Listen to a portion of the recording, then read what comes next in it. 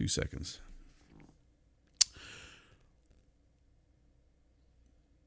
Woo! It is Wednesday, and Brap is back. Let me tell you something. I am really excited about this podcast because, one, we have some great topics. We really do. We have some excellent topics. And, I thought it was going to be a slow news week, but it's not. As it would have it, we have some big news coming out of PAX EAST. But more importantly, though, we have a first-time guest this evening, somebody who's been on the Iron Lords podcast. Actually, that's how I first became, actually. The first time I became aware of this individual as a podcast, YouTube content creator, was on the Iron Lords podcast, and heard him on that show, loved him on the ILP, and said, you know what, I got to get this gentleman on as a guest. So we have Bad Bit Games on.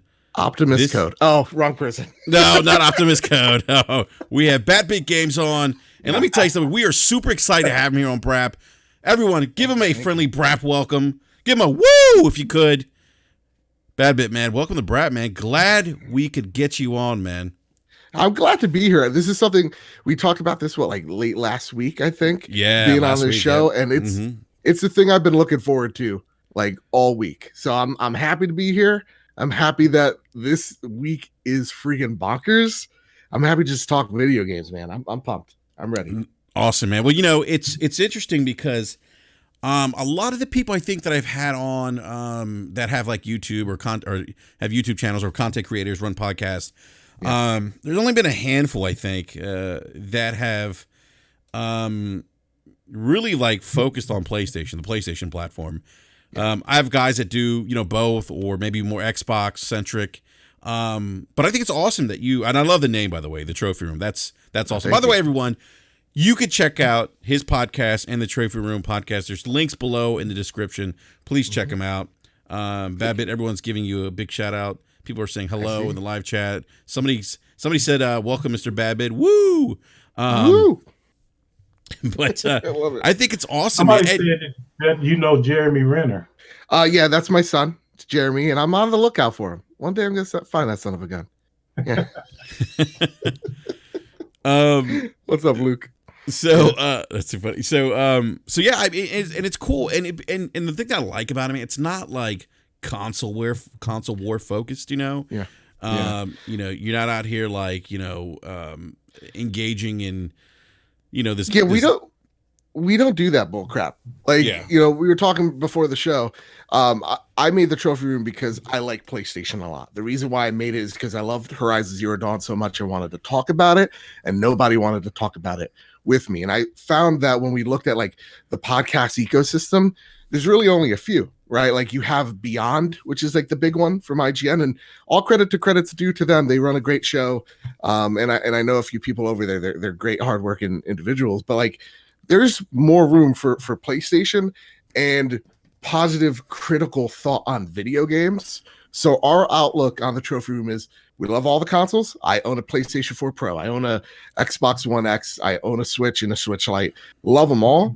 I just know more about PlayStation. Yeah. So we're critical when it needs to be critical, and we're thoughtful as much as possible to everybody out there. Yeah. So that's my whole shtick on the Trophy Room is, there isn't enough voice of reason in the internet, and also not enough PlayStation voices I see. Because I'm trying to, gang, anybody in the chat, anybody that covers PlayStation that has a sound state of mind, let me know, because I want to have them on my show. It's so hard to find them. It's so hard to find them. It's hard to find. I think for me at least, just people I trust to come on the show. Yeah. Because I want people who can be fair, objective. Look, I get we all have preferences, but I also want people to be able to be critical of the things they love, and also be able to think, be reasonable about things. You know what I mean? Yeah. There's just too much. if you really enjoy something, you should be able to say something critical about it. Absolutely. If you have a loved one up there, like I love my mother to death. She's got faults, and I know all of them. Like it's the same. It's the same with PlayStation, man. They got faults too, and just because I love PlayStation doesn't mean I need to crap on Xbox because they have, I don't know. People shit on Xbox because it's like, oh, services. I don't need services. No, Game Pass is freaking awesome. It kicks so much butt. Like we don't need to hate something in order to love something. We can identify that there's awesome on both sides. Yeah. Man, that's good talk right there, Mr. Bad Bit. I'm all rational, baby. That's I think we need more of that in the community, to be frank. I mean, there's a lot of like, I think a lot of, and Optimus and I have talked about this kind of behind the scenes, like there's just a lot of like noise and a lot of it doesn't make sense. A lot of it's based on misconceptions, and Optimus, by the way, Optimus, welcome back to Brap, sir. It's always great having you on, so thank you again. Sure.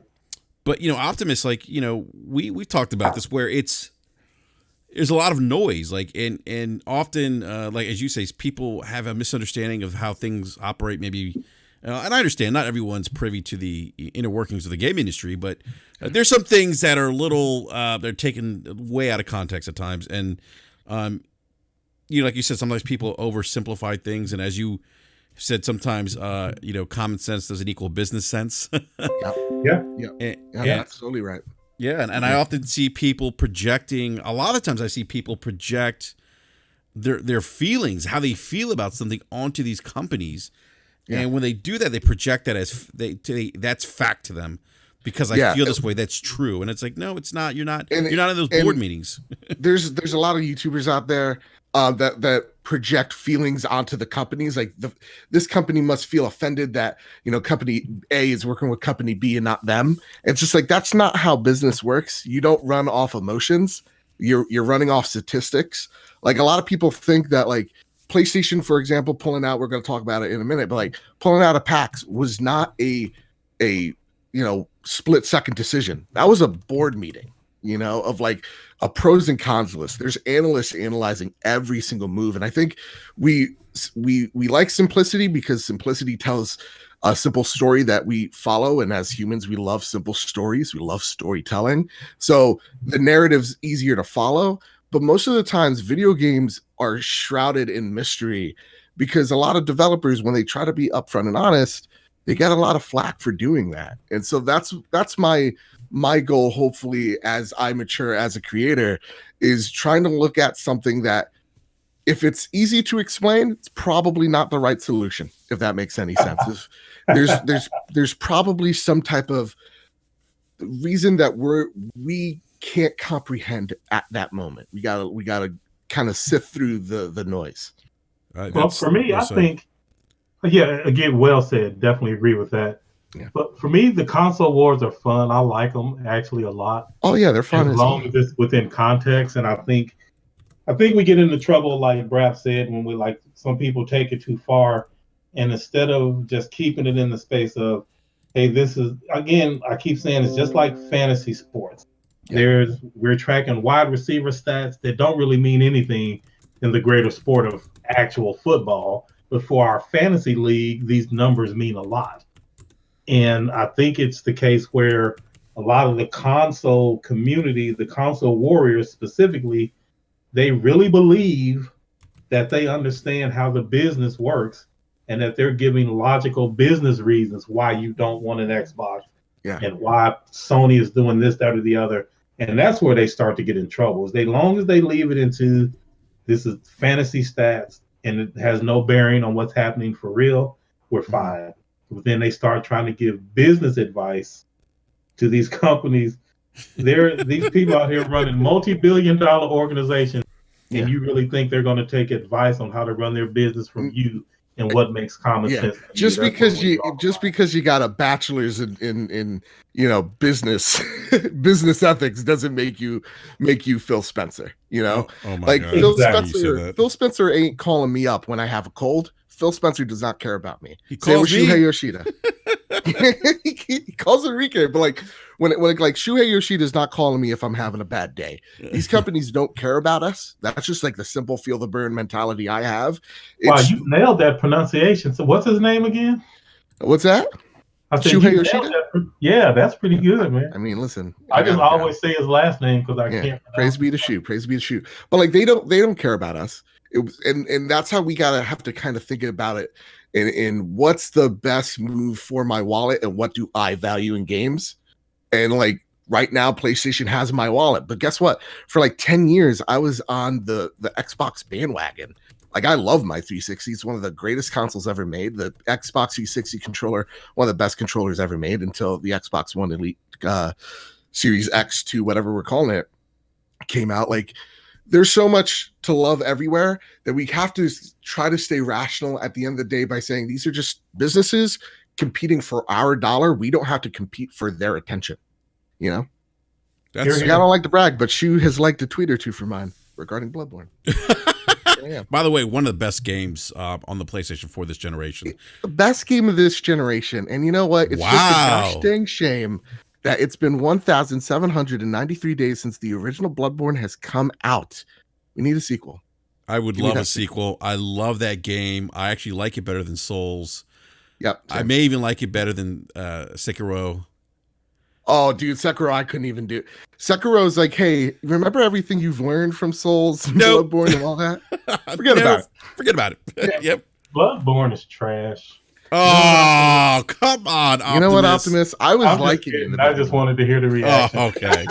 Now he's trolling us. I do want to let everyone. First of all, just big thank you to everyone in the live chat. Bad Bit, looks like some folks have subscribed to your channel. Hey. Yeah, so thank you for doing that, everyone in the live chat. And just to remind you guys in the chat, guys and gals, we are giving away a copy of Dreams, which just came out recently, and wow, the Metacritic reviews have been outstanding for that game.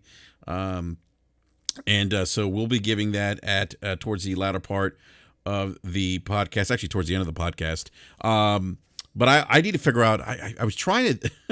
I got to think of like some kind of trivia question. So I don't know. I got to think of something. Maybe something will come to mind as we get towards the end of the podcast or a latter part of the podcast. But on that note, I want to get into. And by the way, B Money and Slow-Mo and Forte will be joining us here in a bit. But I do want to at least move to our first topic because. As I said earlier, I thought this news week was going to be a little light. Well, not really, because we're going to talk about the pricing strategy, perhaps, and the Bloomberg article that everyone's talked about regarding the manufacturing costs for PlayStation 5. We'll talk about that later on. We're going to talk about Ninja calling out gamers. You're lazy. You're just lazy if you think it's just a game. We'll get into that here in a little bit. And there's some other things that have been going on in the gaming industry. So. But I do want to go to the hot topic, the topic that dropped this afternoon, and wow, I was actually shocked, and well, shocked at the news, and shocked at some of the responses that I've been seeing from some of the folks in the gaming community, and maybe I shouldn't be surprised. I don't know. But anyhow, Sony has decided to forego attending. Oh, Optimus, I'm hearing myself talking in the background. Okay, I'm on it. All right. All right. So Sony's decided to skip PAX East because of the coronavirus. Now, look, this the coronavirus is going to be. Here's the thing with the coronavirus. It's obviously, I think, has gotten there's actually a lot of concern about this new virus. Many people are still unsure, what the fatality rate of this thing is. And there's unknowns, how contagious is it? Well, we know it's pretty contagious. We know that. But this isn't unusual, by the way, with regards to the coronavirus events. Companies pulling out of, like I gave an example of the Mobile World Conference, MWC, which takes place every year in Barcelona. So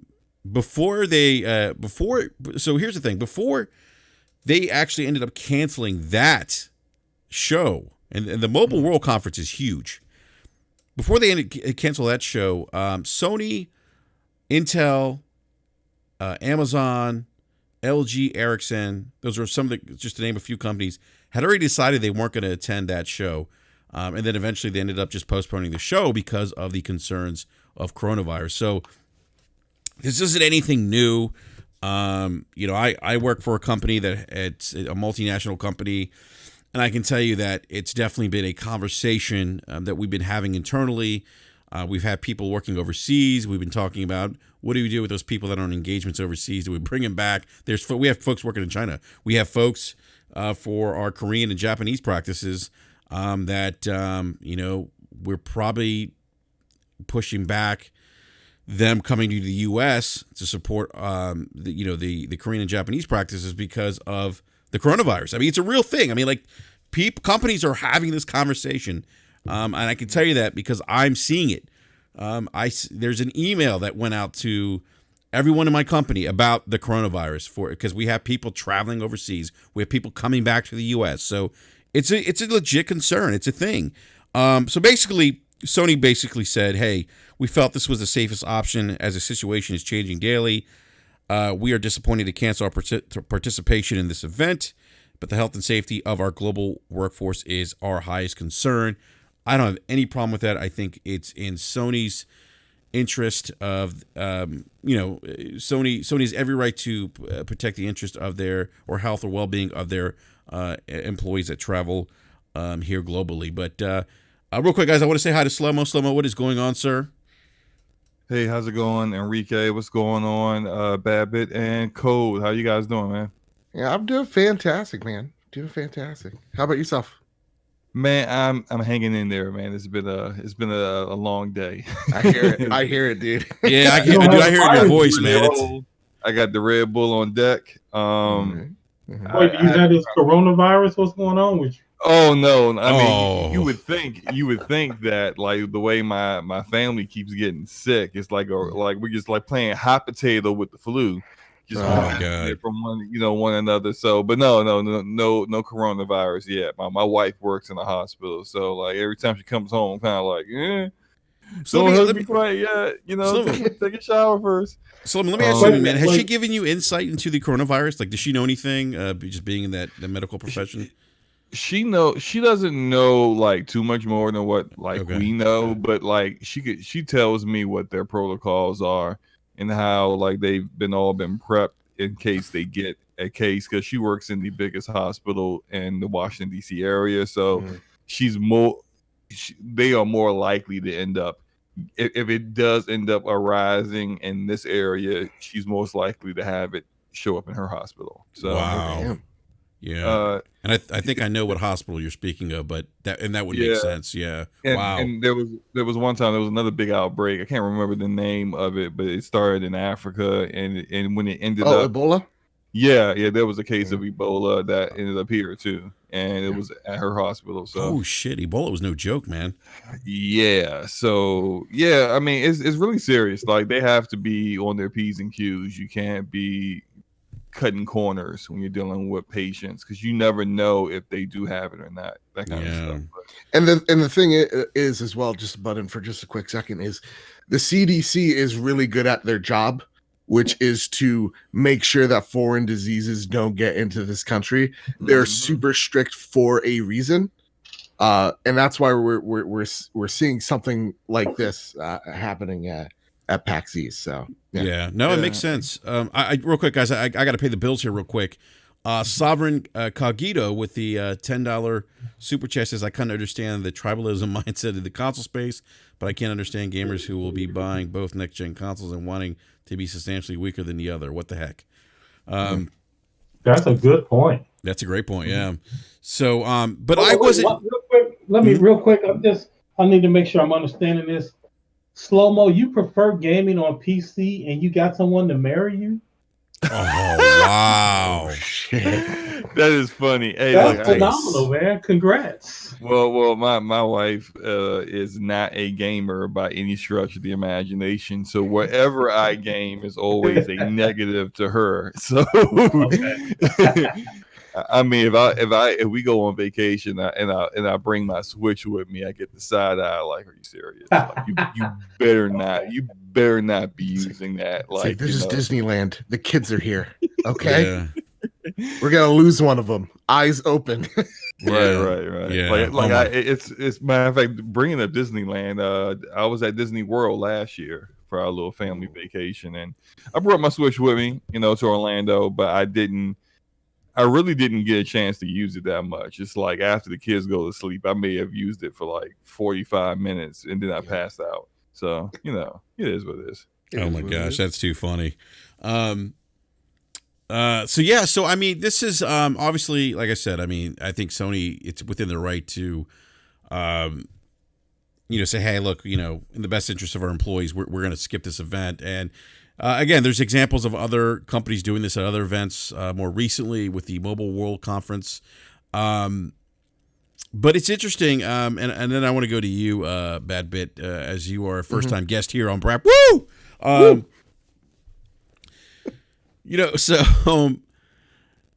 It's the wow, the some of the stuff that I saw today was just amazing. The response that I saw on the Twitters, even some of the gaming forums, where people just think, real quick.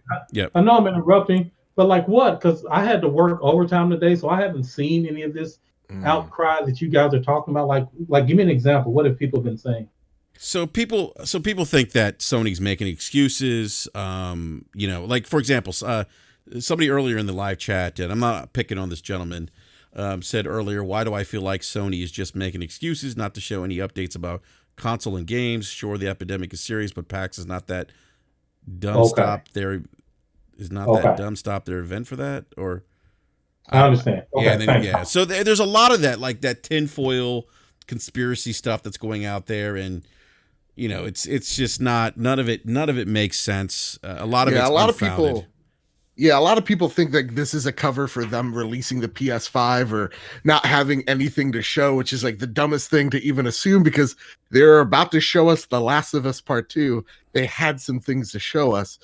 And if I could just butt in real quick here. Oh, absolutely, man. As someone who's going to PAX next week, I'm about to head into Ground Zero myself. I totally get why PlayStation backed out. I'm gonna be activated, dude. But yeah, like I totally see why PlayStation backed out.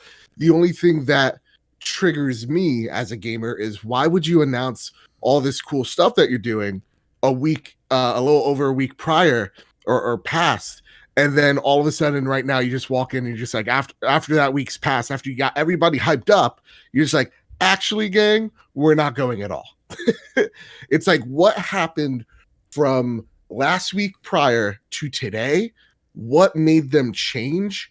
That's the thing that has me nervous for PlayStation, as it didn't seem like at this event they were on the same page with each other, because I feel like the PR team and the board were not seeing eye to eye, and someone just pressed the ignition before really saying so, or that's the thing that puts PlayStation in an awkward position, because it essentially kind of backhands PAX by saying, we don't know how safe this is going to be, and then putting all the other companies kind of in an awkward position as well, because, well, everybody else is staying, right? Just because PlayStation backed out, now things could change in the next 24 hours, but nobody else has moved. And so what happens to those developers that were there, and like the indie developers, like the Predator game? What's going to happen to that dev team?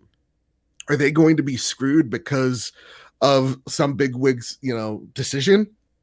That's the thing that I'm cautious about walking into PAX East. It's not getting the coronavirus, but at the same exact time, understanding that, every time we walk out of a convention, people come out with the PAX flu, right, with the E3 bug. Yeah. So understanding that perspective, but at the same time, the messaging here is worrisome, because it just doesn't seem like PlayStation had the cue cards ready.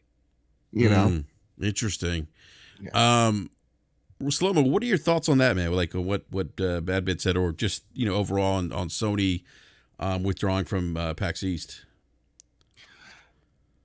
kind of figured that was going to happen just based off of everything that's going on. And I don't begrudge any company that decides to do that. If you want to protect your employees, you got people coming in there from all over the world, and you don't know what's happening in regards to how the outbreak is, how various countries are handling it. Some of them may have protocols that are a lot more strict and a lot more on point than others. And so, yeah, you want to protect your people. I get it. So I don't have a problem with it. I think it's more of a topic now because Sony's missing other things.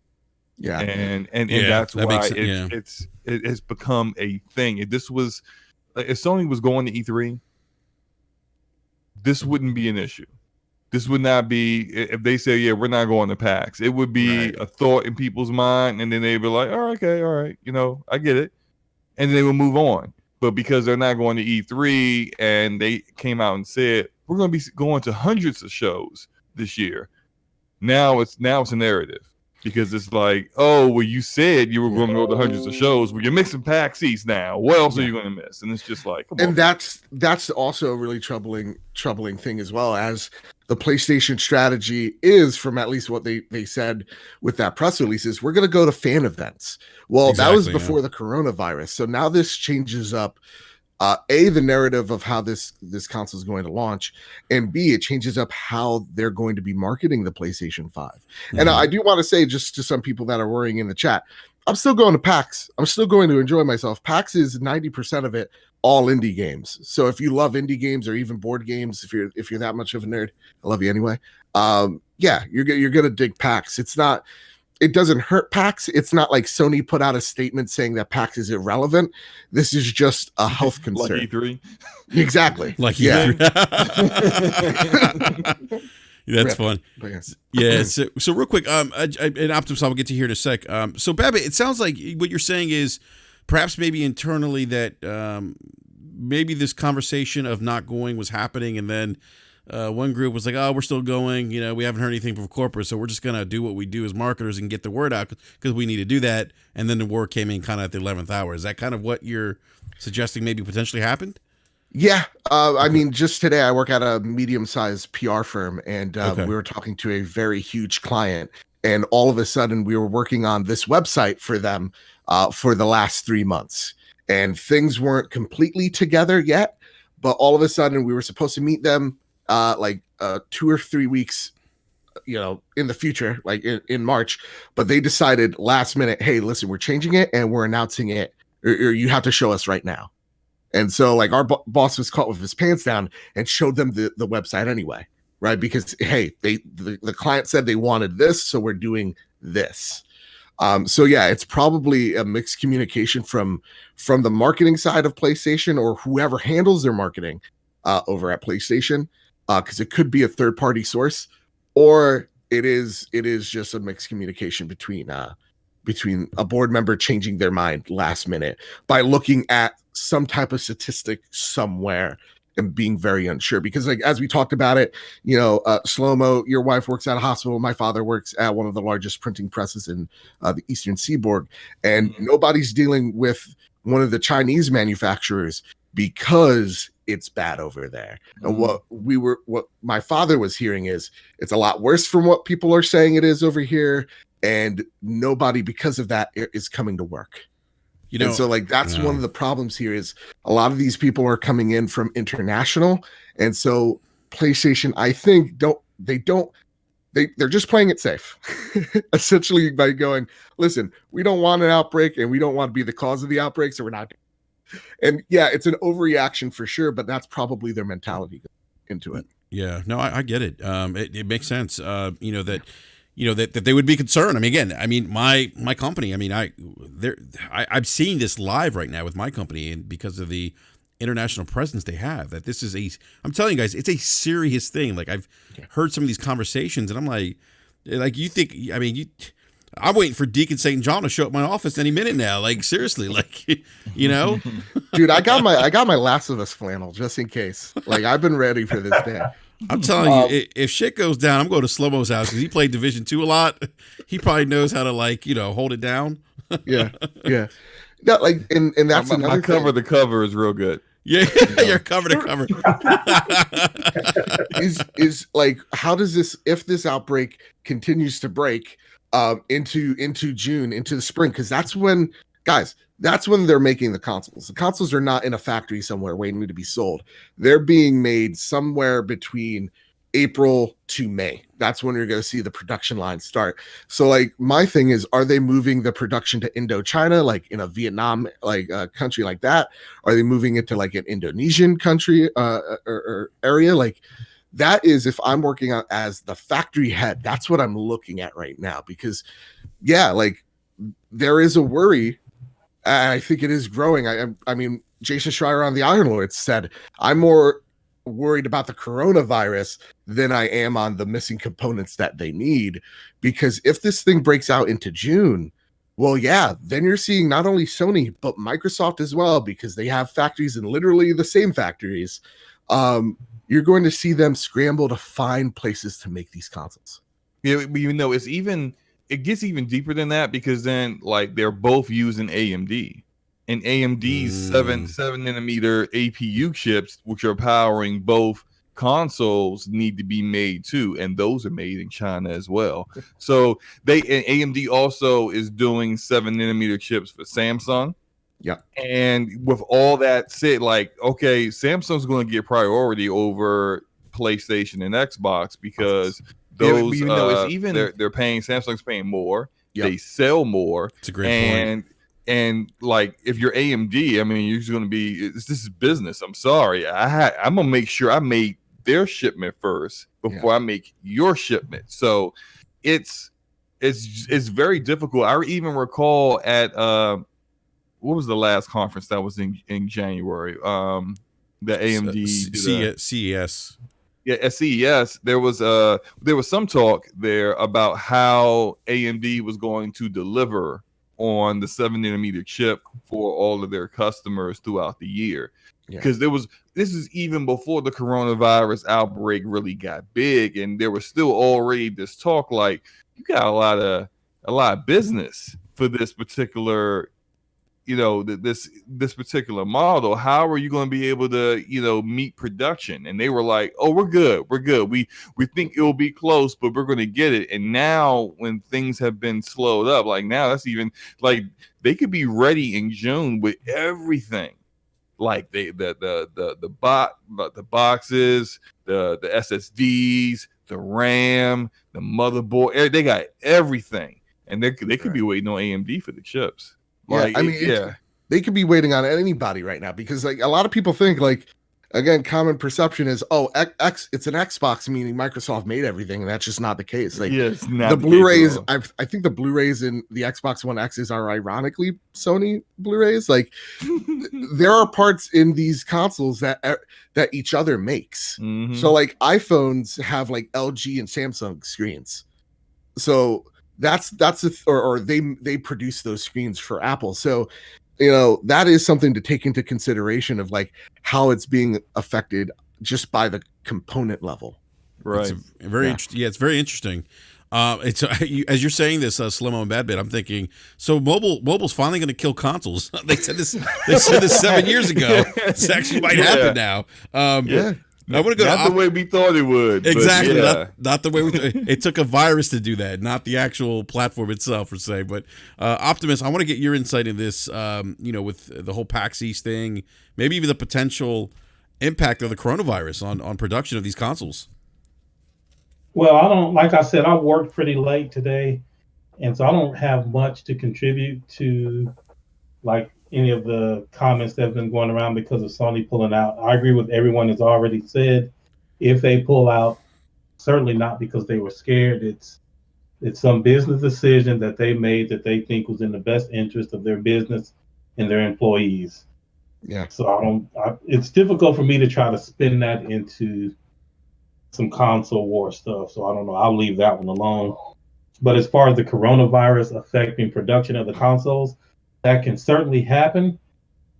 I worked with tons of hardware, well, not manufacturers, but I've written plenty of software that had to integrate with hardware. And one of the things that's always frustrating is when you don't have the hardware when you start, so you have to mock it out, and you have to wait for the hardware to come from China. In almost every instance that I've worked on, with the hardware comes from China, and it doesn't work like you think. It's not the case where you say, "Hey, give me this board with these specs, with these inputs, these outputs." Like, you give them what you want, and then they will tell you, okay, based on what you want, based on other runs that we've got going that's similar, you can get this. And so, like, you sort of negotiate back and forth what your final product is going to be. But it's not like Burger King where you can just go order exactly what you want. Exactly. You can't have it your way. And you can't work in just any factory. Like, I saw a few comments talking about how there's an AMD factory in Taiwan. That, how companies usually work this out is they have different factories in different locations, most of them in the Eastern Hemisphere. And then they take those components and then they go to a Foxconn in China, and then they pretty much Lego piece everything together and then they ship it out. It's weird, but it's somehow cost effective. Yeah, it's based on the capacity of that shop, what they can get out, what other things they have going, because they try to make it as efficient as possible and get as much as bang for the buck as they can with not just one customer, but multiple. So like he said, what everyone else is doing will impact what you're able to do. But I will say, though, given like Sony, Microsoft, that they've known this is coming for a while, they just told us recently, I wouldn't be surprised if they've already started procuring the pieces that they need well ahead of this. So it's not like they're just now going to put in an order for this, that, or the other. However, I certainly believe that it can impact, like it could lead to shortages.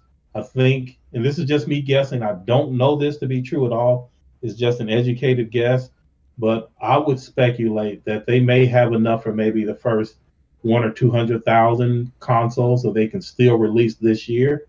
But it certainly could make those consoles be at a high premium because the next batch of consoles could be pushed way out. And that's something to worry about. But again, it just depends on where they allocate the resources, these factories and whatnot.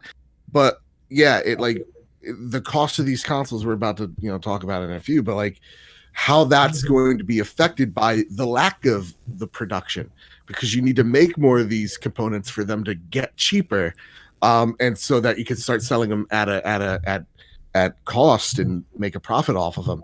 That is also something to consider. So like this PAX thing kind of blows up into a bigger perspective, right? It's kind of bloomed into industry wide. How do these companies adapt? And that's the manufacturing thing's interesting. I think that recently I read an article, to your point, Optimus, that potentially so I think an analyst thought that if you're thinking about getting a next generation console, you better pre-order it as soon as the pre-orders go available. Yeah, Optimus, you better check your mic again because you're echoing again. Oh yeah, Optimus, I hear myself in the background. Hey, I want to welcome Gaming Forte to the panel. What's up, Forte? What up, dude? What's going on, man? How are you this evening? Great. How are you guys? Oh man, man, just chilling, just relaxing, talk about killer disease and whatnot. What about you, man? Man, water park.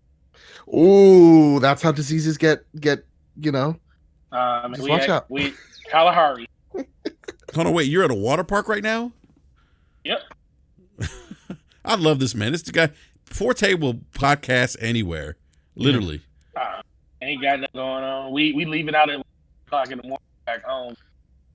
Oh, no doubt, man. No doubt. We've been here since yesterday. But no, I was listening to you were talking about the shortage stuff. And I think what most people don't realize, see, this is the thing. I think it's going to be a slow adoption anyways, especially if the result PS5 being backwards compatible to the PS4. Mm-hmm. Because it's a lot of games for PS releasing. We got Final Fantasy, Last of Us, Tsushima, all this year.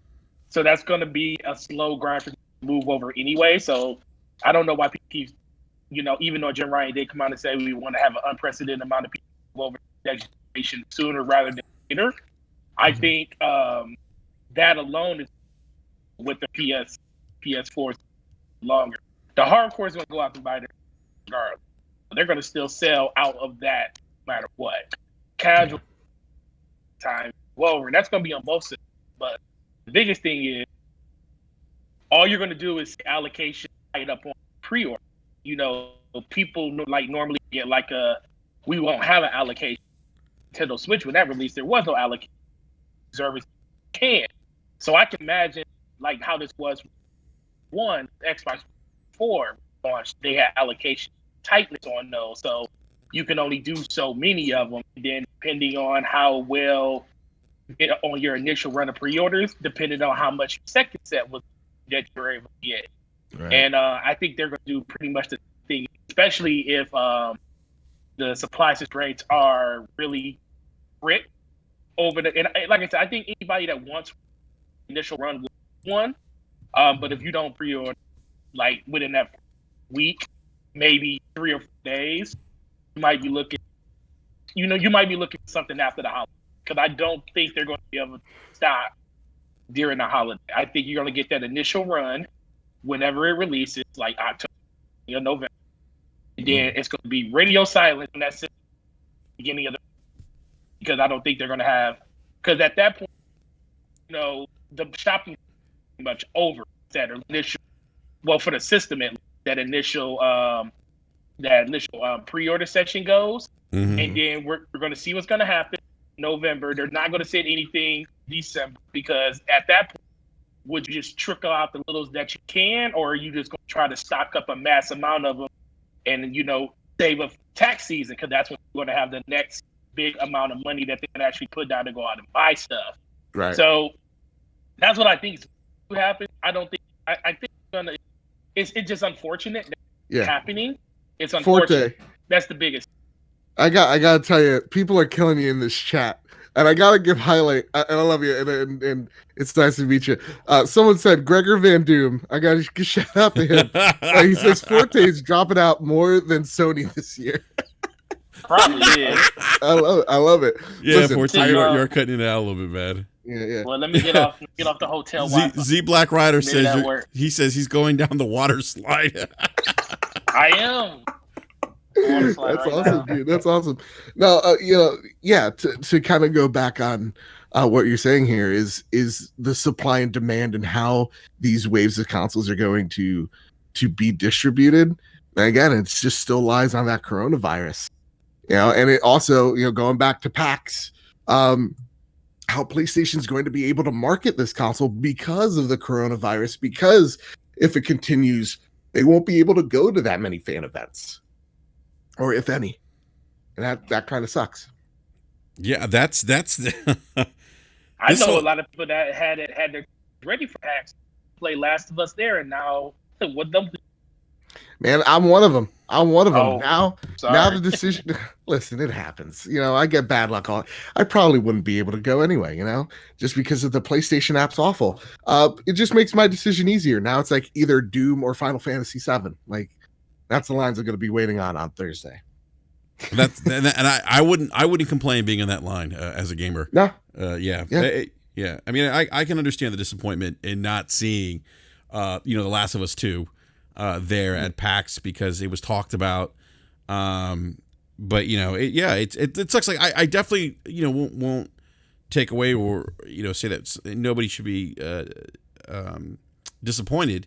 For that game not being there. I mean, I think that's that's just a normal reaction to this, to be disappointed. I mean, because that's one of the most, I think, highly anticipated games this year, this generation. But real quick, guys, I want to say thank you to the 87 viewers right now. Guys, everyone hit that like button if you haven't done so already. We'd appreciate it. But I do want to go to the next topic here, because again, this is something that came out a couple days ago from Bloomberg regarding the components of the manufacturing costs for Sony's PlayStation 5. According to Bloomberg, it's coming in around $450 per unit. And they're saying it's really forcing a difficult price-setting decision. I like how I like how the article says with its decision in its battle with Microsoft. And so there's been a lot of talk about this. Like, what does this mean for the pricing of PlayStation 5? Is it going to be $399? Or is it going to be potentially more money? And then I think when you add to the coronavirus, maybe the coronavirus maybe increases the manufacturing costs of that system. And perhaps that's something to kind of factor in, that Sony needs to factor in. What do you guys think about? I mean, look, I think we can all speculate. I've been saying $499 for Series X, $399 for PlayStation 5. I'm still sticking with that. Of course, I could be wrong. But just given this new detail with the manufacturing cost of the PlayStation 5, and I'll go with you, Bad Bit, since again you are our distinguished guest this evening. Thank you. What do you think, man? Like, do you think what is Sony's end game here? What do you think they're going to do in terms of pricing? And are they scared of Microsoft? You listen, we can laugh about it, but a lot of people. So let's get the first thing out of here of just like, well, Microsoft has a bigger bank account, ergo they're going to outprice a PlayStation 4 or a PlayStation 5. That's simply not the case. A company has to be profitable or have a projection of profitability long term, no matter what size of the said company. Like look at Google. They kill apps all the time that don't make them enough revenue. They're one of the biggest companies in the world. Sorry, their parent company, Alphabet, is one of the biggest companies in the world. So looking at it objectively here, there's multiple things that come at me. $450. Daniel Ahmed, who is an analyst, was surprised at that number of how high it was. Also, given the fact that this is just one article from Bloomberg, that's also something to take into consideration. So it could be false or it could be mostly accurate. Well, it could be somewhere in the middle. Bad, I don't mean to interrupt you, but that's a great point. And actually, Hogue Law, who we had on last week, he did a great video. And he kind of breaks down the article, and he puts into question where and I didn't even think about this. He says, we're talking about anonymous sources, and anytime you hear anonymous sources, you kind of have to think about, what is that person's motivation? How much do they really know? So some of this you take with a grain of salt. I'm sorry, go ahead. No, and listen, Bloomberg's campaign isn't going to pay for itself, so yeah, they're going to have to run some articles here. But like getting back to it, if it is the magical 450, right? What happens? Can PlayStation price themselves below Microsoft? Obviously, I think they're playing chicken with each other. I think Microsoft knows that Sony is going to probably try to undercut them. They just don't know by how much, and they're waiting for Microsoft to go first.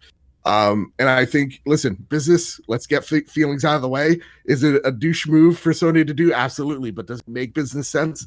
Absolutely.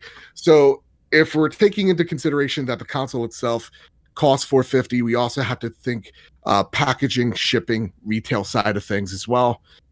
So taking all those into consideration, you're looking at a console that's closer to $500 for sure. But also Sony is known to sell their things at a tremendous loss. So like when we're taking a look at the PS3, hold for laughter, though that thing was a piece of crap and it launched at $500 to $600 respectively, they still took a $249 loss on that console. That console costed around $800 to make. Jesus. Because there's literally a PS2 inside of it in the beginning. So they had to cut a whole bunch of crap out of it, just like how the Xbox One had to cut the Kinect to drop that price to make it cost effective. So Sony's willing to lose money on it, but how much? And it depends on two variables, at least to me, which is the software that's going to launch. We're hearing nothing but rumors about Horizon Zero Dawn, but what is the other killer app that's going to drop with it? Maybe it's that rumored Uncharted that's been worked on for a while now. Those two games alone have huge fan bases, huge followings, no matter whatever your feelings are about them. That's just objective truth.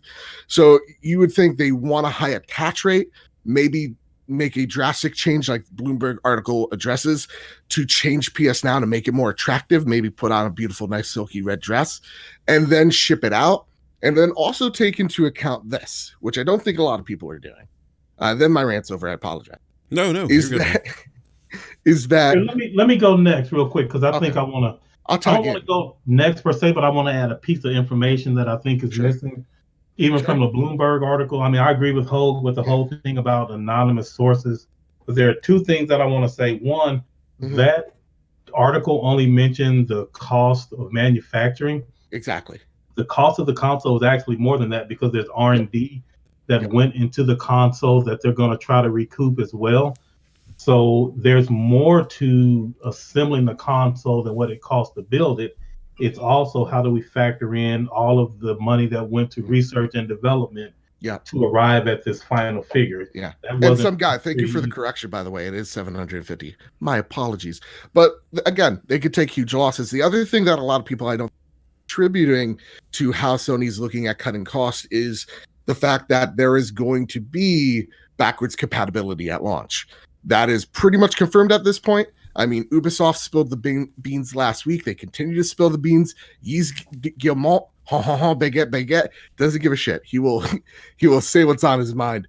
And they just announced like Rainbow Six Siege will be PS5, PS4 cross progression. Your game will carry over. And that's where I think Sony will recoup the losses is on the microtransactions, the games as services that are going to be carrying forward. Your Fortnites, your Sieges, your Call of Duty, whatever, all those games, your Destinies, all those games and all those microtransactions are carrying over into the next generation, which if you're PlayStation, you're getting a ton of revenue off of that. Maybe that's where you could take a hit, maybe a bigger hit than some people are projecting that they. So, one thing I want to caution against, Mr. Badbit, is if recently, all right, so you know the names and pronounce the names better than I do, but the PlayStation CEO now is the guy that used to be their CFO. Yeah. Okay, and so I think we have to be careful when we say Sony has done this in the past, so they're willing to do it again. The whole role of a CFO is to cut costs. Yeah. And to get rid of waste, to streamline things, to make things more efficient. And there are times when, like as the tech lead at my company, there are things we want to do. Yeah. But we've got to get the CFO to give buy-in. And if he thinks it's waste, regardless to what we say from a technical point of view, he's watching the bottom line all the time. And that's the thing. So like the new leader of president, CEO, I forget, Jim Ryan. Or as King likes to refer to him, Jim Tap Dancing Ryan. He knows how to do the dance. He made PlayStation 3 profitable in Europe and a dominant force in Europe when the PS3 was struggling the most. So he knows how to move with the changing current pretty well. When it comes to Kenichiro Yoshida, who used to be the president and he kind of switched roles into the networking end, I'm only worried about him as how that affects PlayStation's netcode in the future, because let's be honest with each other, PSN's not that great. I mean, it's gotten a lot better. No, yeah, PSN is definitely improved, but I still caution the idea that like we can just easily say, oh, they'll just willing to lose $100 or so. Like we have to slow down on that narrative because we don't necessarily know that that's the truth. That's why earlier. Yeah, that's why I'm saying like, how are they going to recoup the cost? It's probably through microtransactions. Well, again, it's like you said earlier, though. It's like they run these projections. Yep. And I'm sure that they already have right now a sense of what the market will bear. But then it is also smart for them to pay attention to what the competitor is doing, because they may end up having to take a loss and then they'll decide, is this loss too big or whatever? And then they'll have to change marketing strategy or whatever. Yep. But there's not a simple solution to this. No, I have very high confidence that they will solve it. Like they're going to release a console priced right for the market. We don't know what that is yet, and we don't know what has to happen behind the scenes, but I have every confidence that they will solve this problem. I'm just reluctant to say, oh yeah, they'll just take $100 hit here because they can make it up there. And that may end up being what it is. It's just I'm very reluctant to say that, especially with the new leadership that they have that does things very different than the old leadership. But again, so my biggest hypothesis of what is going on over the past year, when it comes to the restructuring, is they're trying to become a global entity. That's what Xbox has had through their existence is this global brand where PlayStation had different marketing teams, different PR teams that constantly conflicted with each other. And so creating this global brand has created a lot of redundancies, which is why you're seeing, people losing their jobs in Europe and in America, because sadly, again, their jobs become redundant and they don't need that many people, so they're scaling back. But we're seeing like some leadership go, like John Drake, who is now in charge of the Sony the Disney IPs. And then we're seeing Sean Would Never Lie to Me Layden, probably, that's an inside joke, probably picked up by Amazon. And because CEOs and people in positions like that don't simply leave without saying anything unless they've been bought out by someone. Interesting. So yeah, I think the leadership's changed for very specific reasons.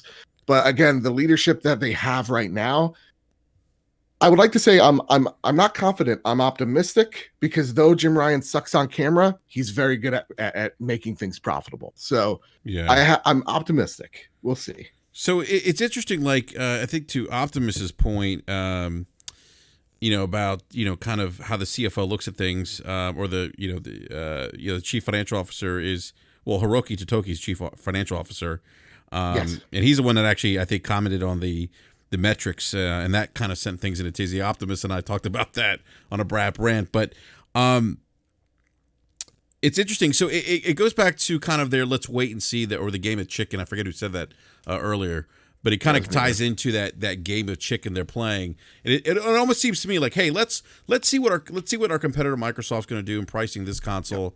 And if they price it higher, maybe then we can price ours higher and maybe take less of a hit, or maybe hit a break even point. If they price it lower, then maybe we have to go back and price it lower. To me, it just sounds like they're not ready to make that commitment in terms of price. Because once you lock yourself in price, you can't go back and just be like, oh, we're just kidding. We're that's not the price we want. Because that's not you're married to that price. Yeah, exactly. That's not good PR. And if you divorce yourself from that price, you're gonna pull what consumers will see a lack of faith. And we saw that with the launch of the Xbox One, where I remember like it was like January, February of like 2014. We already saw the console being like price dropped by like $50, and people were just like, well, this shows you don't have any confidence in your product. So yeah, like you're married to that price. It is a very strict thing. And understand too as well, like we didn't know prices of these consoles until E3. So that's also something to take into hell. We didn't even know what the PS4 looked like until E3. Remember Andrew Ryan Andrew Ryan, yes, of whom I steal his mail constantly. He came out, he's like, look at this PS4, isn't it wonderful? We found out today what it's going to look like. Oh my God. That sounds kind of creepy, by the way. That's my Andrew House voice. This dude is hilarious, man. Hey, look at this PlayStation. I can do a Deckard Cain voice if you guys want. I'm a jack of all trades here. Oh my goodness, that is hilarious. I want to go to I'll go to Slow-Mo and then go to Forte, who's at the water park right now. Slow-Mo, what are your thoughts on this, man? I think it's very interesting. Out of all this stuff with like the new consoles, I think this is the most interesting to me in regards to how much things cost and where they're pricing things. Obviously, Sony is waiting on Microsoft, as they always do, to figure out like the counter move.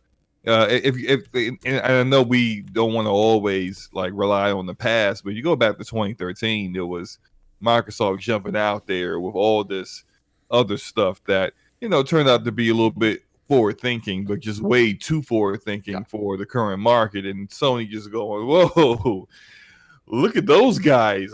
What are they thinking? And meanwhile, they're like, Slow-Mo, did they dump their camera too? Like, weren't they planning to have a camera?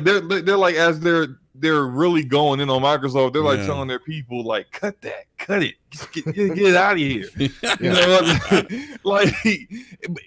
But that's smart. I remember with the Angry Joe interview with Major Nelson, where when he's talking about DRM and like Major Nelson gets really snippy. He's like, it's not like we could just press a button and everything changes. And then the next day they're like, yeah, we press the button and no more DRM.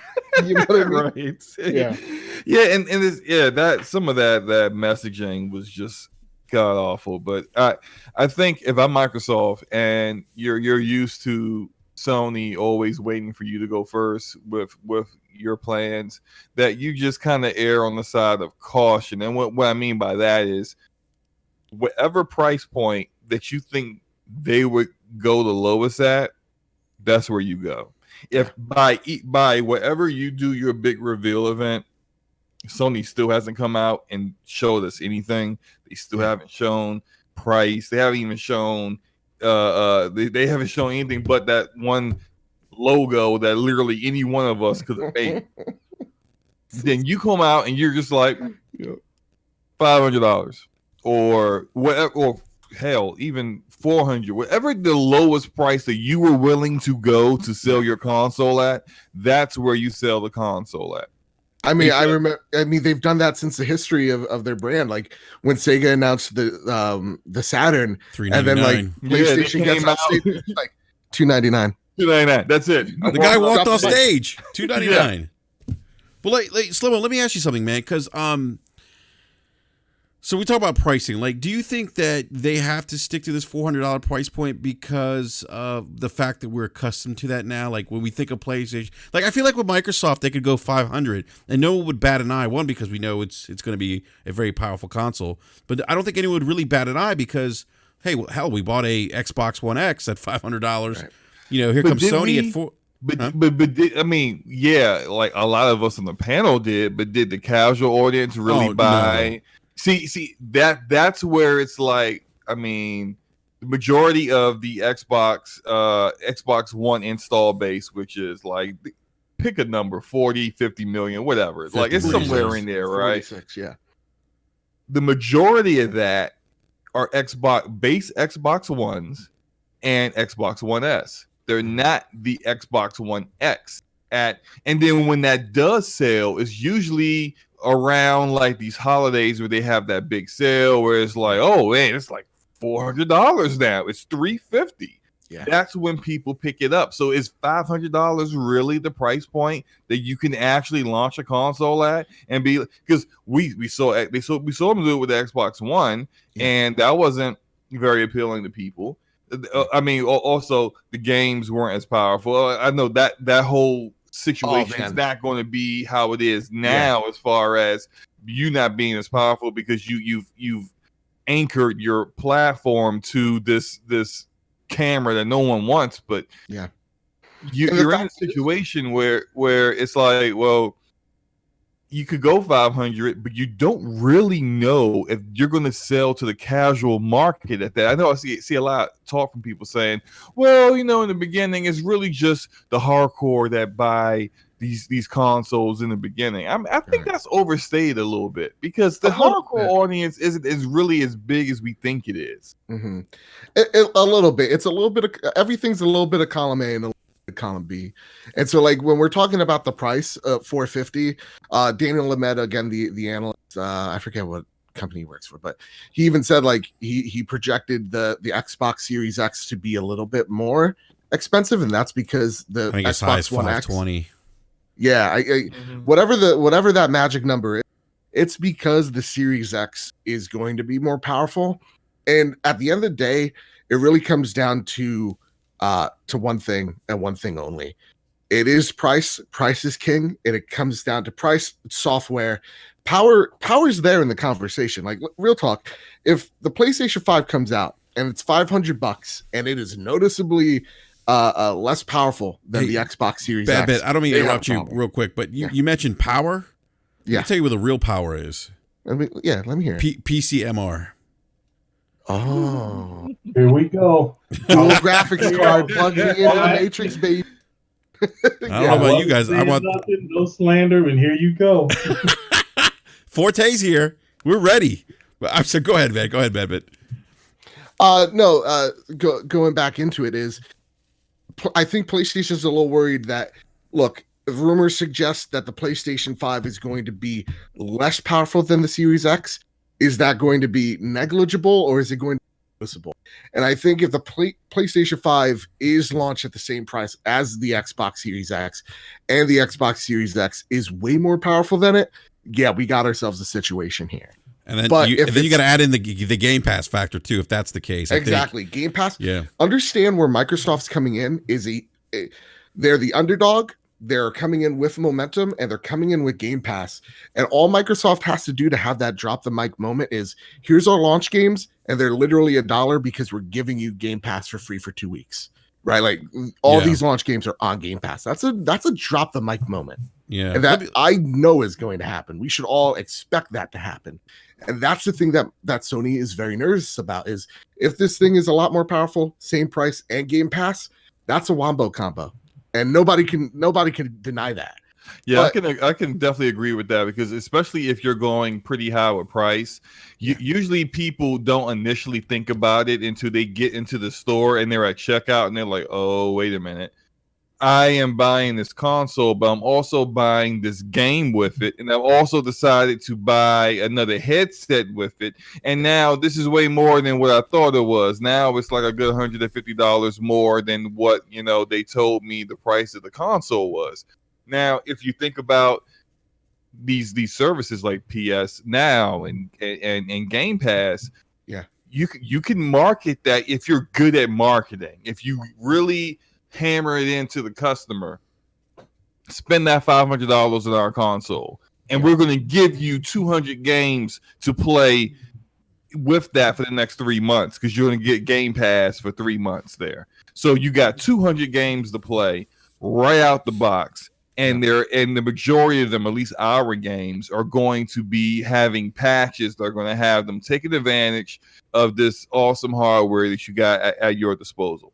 Like, that's a way to kind of mitigate that, where people are like, I know I'm $500 is a lot of money, but I don't really have to buy a game right away. So, maybe I'll go ahead and take that jump. But yeah, and that's the thing, guys. Like, the chat's questioning, I'll answer it. We don't know if the Series X is more powerful. We don't know what it's not the PS5 is at. So, like, this is a lot of speculation on our half. This is also a lot of what ifs. 12 teraflops. How many? I did hear from a developer that the Series X is more powerful, but I also heard from a developer too that, look, no one needs to worry about power with PlayStation 5. Like, it's not. Yeah. That's nothing to even worry about. It's not even the conversation. If it's like the PS4 versus the Xbox One in terms of power differential is again negligible. It then just comes down to marketing the console. And that's what really that matters. Because the PS4 didn't win because it's the most powerful thing. Or because, Eurogamer put out the Xbox One is only 900p and this is 1080p. We couldn't notice the difference between those slides. Let's be real. It's because Xbox fell on their face. And PlayStation took advantage of that, I was counting pixels on my screen. I don't know about you were putting your thumb in. It was like, I was like, I missed one. I was a smudge. I was definitely counting blades of grass, man. It took a while, but I counted them all, and that PlayStation had 23 more blades of grass per screenshot than the Xbox. It was well worth the price, I believe. Yeah, guys, real quick, we're at 99. We're at 99 viewers right now. Thank you, everyone, and please hit that like button. We appreciate the support. It's interesting. People are questioning, I think, Game Pass in the live chat right now, and kind of questioning, well, if they can't sell it now, how are they going to sell it in the future? I mean, look, they can market the hell out. They're doing it right now. I mean, they're marketing. I think one of the reasons why and it's funny, like, we joke around about, Game Pass being inside Pop-Tart boxes, which I believe it is. There's a reason why they're giving the service away at like $1, like we got it. A lot of it, they need to get people into the system so they can actually get data on us too. Well, it's not just that, but it's kind of like the drug dealer move, man. They're giving you a taste. Yes, exactly. That you buy in for life, and it worked. Like I upped my subscription for like 2 years for like $20. And now I'm totally in. I'm like, yeah, I'm a believer. Like, when people go like momentum, what momentum does Xbox have? Remember all the goodwill that they're gaining from Game Pass? And so many of my PlayStation friends this Black Friday bought themselves an S. My co-host, who's he's played Halo. He's never owned an Xbox system. until this holiday season, and he's playing Sunset Overdrive, the best Xbox exclusive bar none, on Game Pass, and he's loving it. That's what Microsoft's trying to do. They're trying to tease you in. They're trying to win back your love. That's what Phil Spencer's doing. And I'm not here to, take Phil out on a date, but like the guy's making moves. And hey man, you about to end up on the list. I do. Right? Yeah, you are. Hey, I want to know real quick. How did you get on that list, man? Like, what? I have no idea. That's like, who made the goddamn list? I don't know. I don't know that either. I just I started getting DMs. Hey man, you're on a tier list. I'm like, what? Yeah, I couldn't believe. I'm like, the Phil Spencer Nut Hugger list. I'm like, what the me nut hugging Phil Spencer. I'm like, why? Okay, all right. Well, right. Look. To go on your analogy about it's like a drug dealer, but here's the thing: is that like the games have to be the drug. Now, if the games are like how they used to be, have they been in the past? It's that drug that's been stepped on and a little bit watered down. It ain't quite as potent as you thought it was going to be. Yeah. Now, are you paying attention to the games that's coming to Game Pass? Hey, look. Are we not talking about the Game of the Year Crackdown 3? Right. Look. I'm saying that at the time of I'm enjoying my Game Pass. I'm enjoying the games that are coming in. The ones that they announced the other day that are supposed to be showing up next week, I'm all ready for. But for someone coming in, we're talking about like right around the window of purchasing a new system. Like they're going to need to be like really going at some of these bigger games that just came out and be like, hey, look, we really want to get you in Game Pass right around launch time. Yeah, I mean, those are the ones they really want to get, as well as Halo Infinite needs to be a banger. It needs to be the best Halo that 343 has ever made. Yeah, which isn't really a high bar. No, it isn't, because 343. Y'all see that $500 million budget for Halo Infinite? Listen, hey, look, man, it better turn into a $500 million game that's worth it, because so far, Guardians and Halo 4 has not been hit. It's not been it. Yeah, and that's the thing. Like they do have some bangers, right? Like you got the Outer Worlds. I personally love Gears of War. You're going to be on another list tomorrow. Oh, you're man. Here we go. You're going to be on the Sony list or something for you questioning like Halo or something, you know? About to be on every list out there. Yeah, but like when it comes to like, look, they got Outer Worlds, fantastic game. They got Gears, fantastic game in my opinion. They got some bangers, but you are right. Like they need to build a bigger and better portfolio, and that doesn't consist of things like Bleeding Edge, which I played for 2 hours, and that was 2 hours I can't get back. So like they got to build games that aren't like that I Shrunk the Kids remake, whatever the hell that is. So Hold on, man. I'm looking forward to that. So let's. Okay, well then I'll cool it. Cool. Remember when you were talking shit about Bloodborne? Well, here it is. Honey, you Shrunk the Kids. Here we go. Look, to be fair, I do enjoy playing Bleeding Edge. It's a fun game, but to your point, it's not a game that's going to bring people into the platform. But again, when we're thinking about launch games, are we really remembering Rise, Son of Rome with rose petal or rose colored glasses now? Like I love Rise. Yeah. Oh, okay. Well, I love. I mean, no, I thought Rise is a pioneer that has like birthed so many. Let me stop. If you guys can only see my face, it's just so whatever. No, nobody's praising. Let's change it up. Dead Rising 3, right? Like no one's remembering Knack with fond feelings. Like Knack sucked. So like when we're taking a look at launch games, they're setting the high bar on a technical level, but and visual level. But if Microsoft could come out and say, "Listen, we got all the launch games here for $1." Yeah, I got $1 for you, kids. People are gonna come in, So like that's all Microsoft really has to do. They're coming in with a lot of strength that I think people aren't giving them credit for or aren't realizing yet. And I think that is going to come sooner rather than later. Sorry. Yeah, so you guys know what? I have never spent a dime on Game Pass. I've always spent all my Microsoft reward points on it. And my Game Pass is set to bill me in, I think, November of 2022. Beautiful. And they have another Xbox rewards. You can get the 3 months of Game Pass for 35,000 points. but I can't get it because they only let you extend it for 2 years. Yep. So I have to wait like a few months and hope that offer is still in there. Then I'm gonna extend it again. It's like Game Pass is great, and I've never paid for it. Yeah, that's awesome. Yeah. The best way to go about it is use Microsoft points, and keep earning them. You can play games that are in Game Pass and earn points for it, or you could just be like at work using the Bing search engine and earn points for it. And then all of that, yes, sir.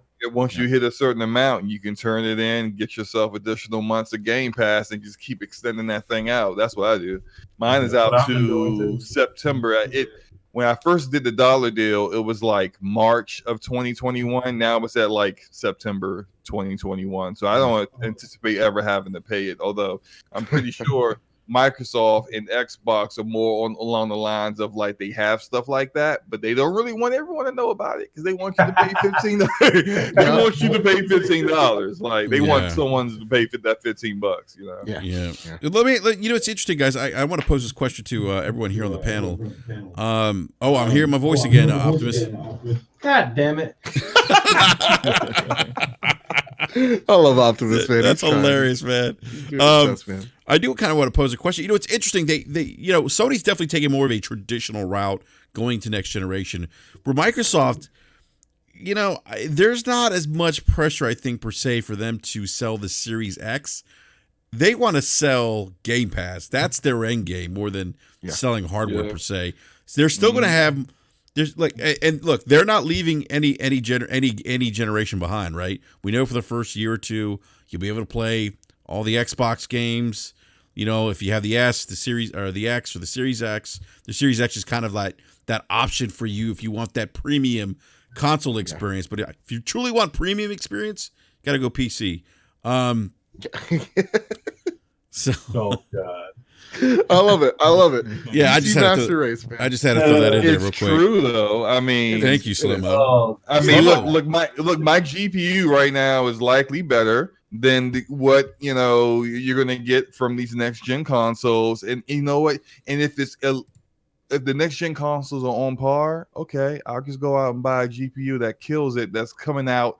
Like, a matter of fact, the 2080 Ti is going to be better anyway. So look here, Enrique, set up this show, and we're gonna discuss all of this console slander because I was the leader of the PC master race, and we can have this conversation whenever y'all want to. Yeah, no, we're gonna do it, man. We're gonna do it. But are you gonna do it at Minesweeper? What are you guys gonna do it on? Minesweeper. Oh, guys, open up your PowerPoint, and you're going to see how oh my goodness. PC nonsense. But it's interesting, like Microsoft really doesn't have to sell. They're not relying on that new hardware really because they're keeping people in that ecosystem still, right? With still supporting, the older SKUs, if you will. Where Sony's kind of taking more of that traditional route. So I guess, does that give maybe Microsoft maybe a little bit of advantage? Real quick. I'm not sure. I agree that Microsoft is abandoning the console because, again, keep in mind, they get a cut from every game sold on the console, not just first party. Yeah. So I'm not saying they're abandoning. I'm saying that they're keeping, like, everyone in the, like, they're not moving forward per se, like in a traditional sense. They're trying, so like, and that's a good point because we're still taking a look at it through a console war perspective. Let's break that barrier right now. If Microsoft is so laissez-faire and they don't really care what, like we're talking about, hey, I don't need an Xbox Series X. I could just build a PC. That's fine with Microsoft. If you don't want to buy it whatsoever, no, that's what I'm disagreeing with. I'm saying I disagree with that because they still want to earn. Every game that EA sells on the Series X is money for Microsoft. So there is a vested interest in still selling the console. I think they know exactly where they lie in the console market. I say this a lot on the Trophy Room and on my channel, and I think it holds true, is that when you take a look at the top 5 consoles of all time, they're all PlayStation or Nintendo consoles.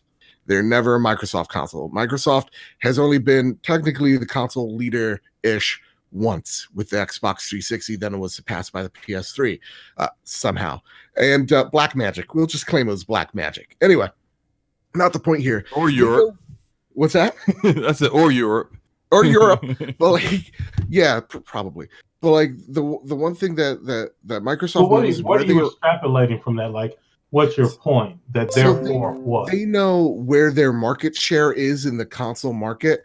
They're not abandoning it. They're looking at that 200 billion or 2 billion people pie in the sky thing that they're looking at here with xCloud and expanding Game Pass to wherever, because they do want it to be, like the analogy we all say, the Netflix for video games, because they take a look at that subscription model. It is way more attractive than that let's take $35 out of an EA game every time they sell a copy.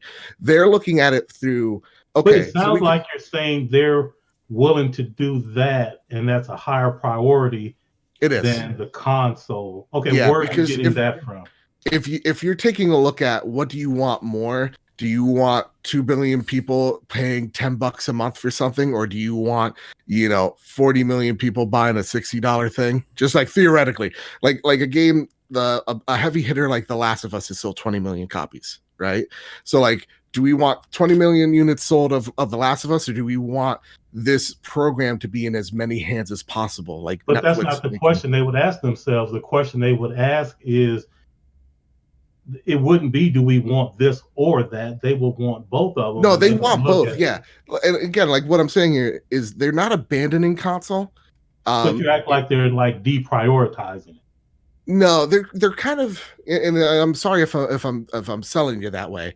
They're looking at Game Pass as an opportunity that they want to push, because they see the Netflix model, the Disney Plus model, something very attractive. And so they're taking a look at the console going, we know where we are here, and we'll push the Xbox Series X. I mean, if the Lockhart's real, they're going to push that too. But we can also push this other thing that looks like it's going to have a lot of promise with it. Okay, well, we're in agreement. Yeah, I do think that they're going after both, but I do not agree that they are somehow lessening their goal to be competitive in the console. Yeah, they want to be competitive in the console space for sure. But I think they like Phil Spencer was on Gamertag Radio. Shout out to them, hitting 1,000 episodes, and like he was when you hear Phil Spencer talk, he even admits, he's like, we know where we are in the console. It's not where we want to be. We want to be better, but we also see this opportunity with xCloud and with Game Pass, and we're seeing that nobody is where Microsoft is right now when it comes to cloud gaming, when it comes to Game Pass. Like they have invested $10 billion into the cloud service, into the Azure cloud. And it shows, because the number one server that all these companies have. It's the most powerful cloud-based service. Like even our military uses it. So they're like, we have a position to put games on every device. Let's see where this can go, and let's do it responsibly. And that's why you're seeing them say, hey, listen, Game Pass or xCloud, we're going to put every single game on a Game Pass game on xCloud in the future. We're rolling it out slowly. This is a journey with us. They're not trying to be like Google Stadia, crickets in the room. They're trying to be something. They're not promising the world. They're trying to be optimistic and taking you on a journey with them. And they're doing this delicate dance of, hey, be hyped for this console, but also get excited at the possibility, if you want it, of xCloud and of Game Pass. Yeah. I gotta pay the bills here. Silver, go for it. Silverback with the $2 super chat says, but will this strategy produce more than fillers? I guess he's referring to Game Pass. I've heard that argument before. People think that there could be the opportunity for shovelware. But people say that? Huh? Why do people say that? Like, are people just not aware of the games that are in Game Pass? Well, I think you see games like, I'm sorry for go ahead, you see like games that Microsoft's like, hey, this Obsidian was working on this Honey They Shrunk the Kids game, so we're just gonna finish it for him. Bleeding Edge was an idea, we're just gonna finish it for him. And people see that as shovelware for some reason, just because they might not be the next great thing. But it really just matters on curation. Remember, there's a team of people going out and looking at indie games, looking at and trying to make deals with third-party publishers to get games on Game Pass and on their platform. Like, look at just today, right? Yakuza series is on Game Pass. Kingdom Hearts is marked up, thanks a lot, Square, but they're on Xbox now. And that's because of the curation and the teams over at Xbox. You gotta give them credit where credit's due. They're trying. A for effort. I want to ask you a question here, Optimus. Hope you enlighten us with your wisdom, sir. Somebody in the live chat said subscription models are bad for gaming. What? How? In what way are they bad for gaming? I don't know. I think it just threatens the idea of how we picture games, and that's scary because change is scary. We don't like change. I was skeptical at first. I didn't like it at first. I mean, I was kind of like, okay, this is like Netflix. I've done Netflix. I get, like I understood like what was being offered to me, and I was like, okay, I'm okay with it. Like whatever. Like I get, Yeah, likewise. I have never not liked Game Pass from the moment that I saw it advertised. And a lot of things people don't understand, or I don't know, maybe they do understand, it's just not talked about a lot. If there's a game in Game Pass, if you want to own it, there is nothing stopping you from buying the game just because it's in Game Pass. Yeah. And as a matter of fact, you get a 20% discount when you buy games that's in Game Pass. So every Game Pass game is automatically on sale for 20% off. Mm-hmm. And there is, like, it's not mutually exclusive. I can own a game, I can play it in Game Pass. That subscription service does nothing to prevent me from owning games. It doesn't lead to a lower quality of games. I don't know where that's coming from. And the idea that it is somehow hurting you, I would like to hear this person expound upon in what way they're being harmed by the existence of Game Pass. Yeah. I think it's that the whole devaluing of intellectual properties. How do they make money? And I understand those questions. At the end of the day, that's for Microsoft to figure out. Yeah, how does that affect us though? How is that bad for the gamer? Exactly. It's not. And I hear a lot of indie developers going, "Hey, Game Pass is actually pretty awesome for us." So, again, I'm not. Look, Glorious War. I love you, buddy. The Kool-Aid's delicious. You should drink it sometime. Try it out. It's nice. All these executives, they're going to say one thing, they're going to do the other. I mean, like Jim Ryan, 2 years ago, there was this we don't want crossplay for the children because those Nintendo creeps, right? And then all of a sudden now we're seeing crossplay on all the games, especially Fortnite. So take everything what you hear from an executive with a grain of salt, but there could be some insight behind it. And when it comes to Game Pass, again, it's not like I use it on a daily. I use it for Gears of War 5. So the Xbox is my Apex and Gears machine. And I respect it for that. Nothing wrong with it. I see Slow-Mo's having a spirited debate in the live chat over servers. I didn't want to get in on that, but Slow-Mo, I mean, I'm pretty sure AWS is much cheaper than Azure. Oh, not even. Well, okay. Look, this is what when it comes to government contracting. You need to negotiate it. Okay. Yeah, they are undercutting the hell out of Amazon with that. It's like 70 to 80% cheaper. Yeah, you need to negotiate it. Right? And Amazon's no slouch either. You said it's 70% cheaper. You said it's 70% cheaper. Yeah. Look, they've been steadily out. taking government contracts from Amazon. It's been like that for the past year and a half or so. Microsoft better watch out. They might catch another anti whatever case. Yeah, they're getting kind of close. I mean, they're not giving it away for free, but man, I mean, they're skirting that boundary though, Slobo. 80% disc. That's that, dude. That's every government entity is going to be like, well, why would I go with AWS if you're all I was saying to Spartan was explain to me, because he said Amazon's better. Now, I haven't used extensively AWS and Azure. I've used both of them lightly, and I've actually had the opportunity to kind of dig into AWS a little bit. I haven't done anything with Azure as far as working with it on the level of development. But I'm asking him to explain how Amazon's better. I just want to know. He said Amazon's better, so I'm like, I can respond to that. So I have 2 Amazon certifications. Okay. I'm a certified AWS developer. I'm a certified AWS solutions architect. And I'm also a certified Azure admin, and I'm working on my Azure DevOps certificate. Oh, okay. So this is where, all right, Cole, tell me this which one's way better. off the topic of the show, so we can discuss it later. But I mean, that question is not enough context. It's better for what?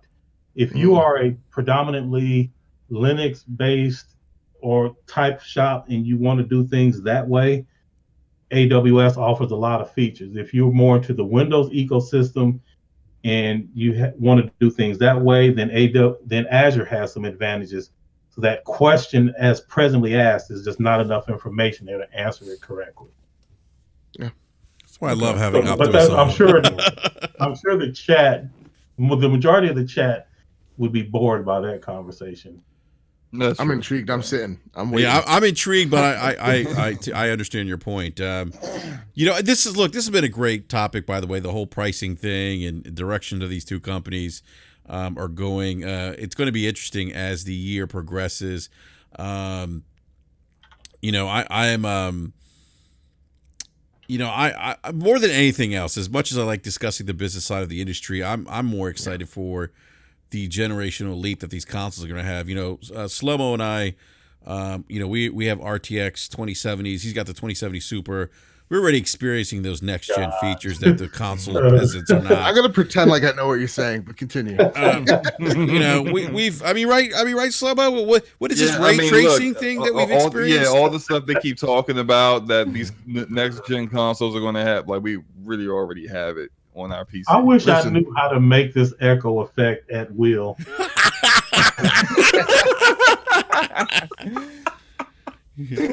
Yeah.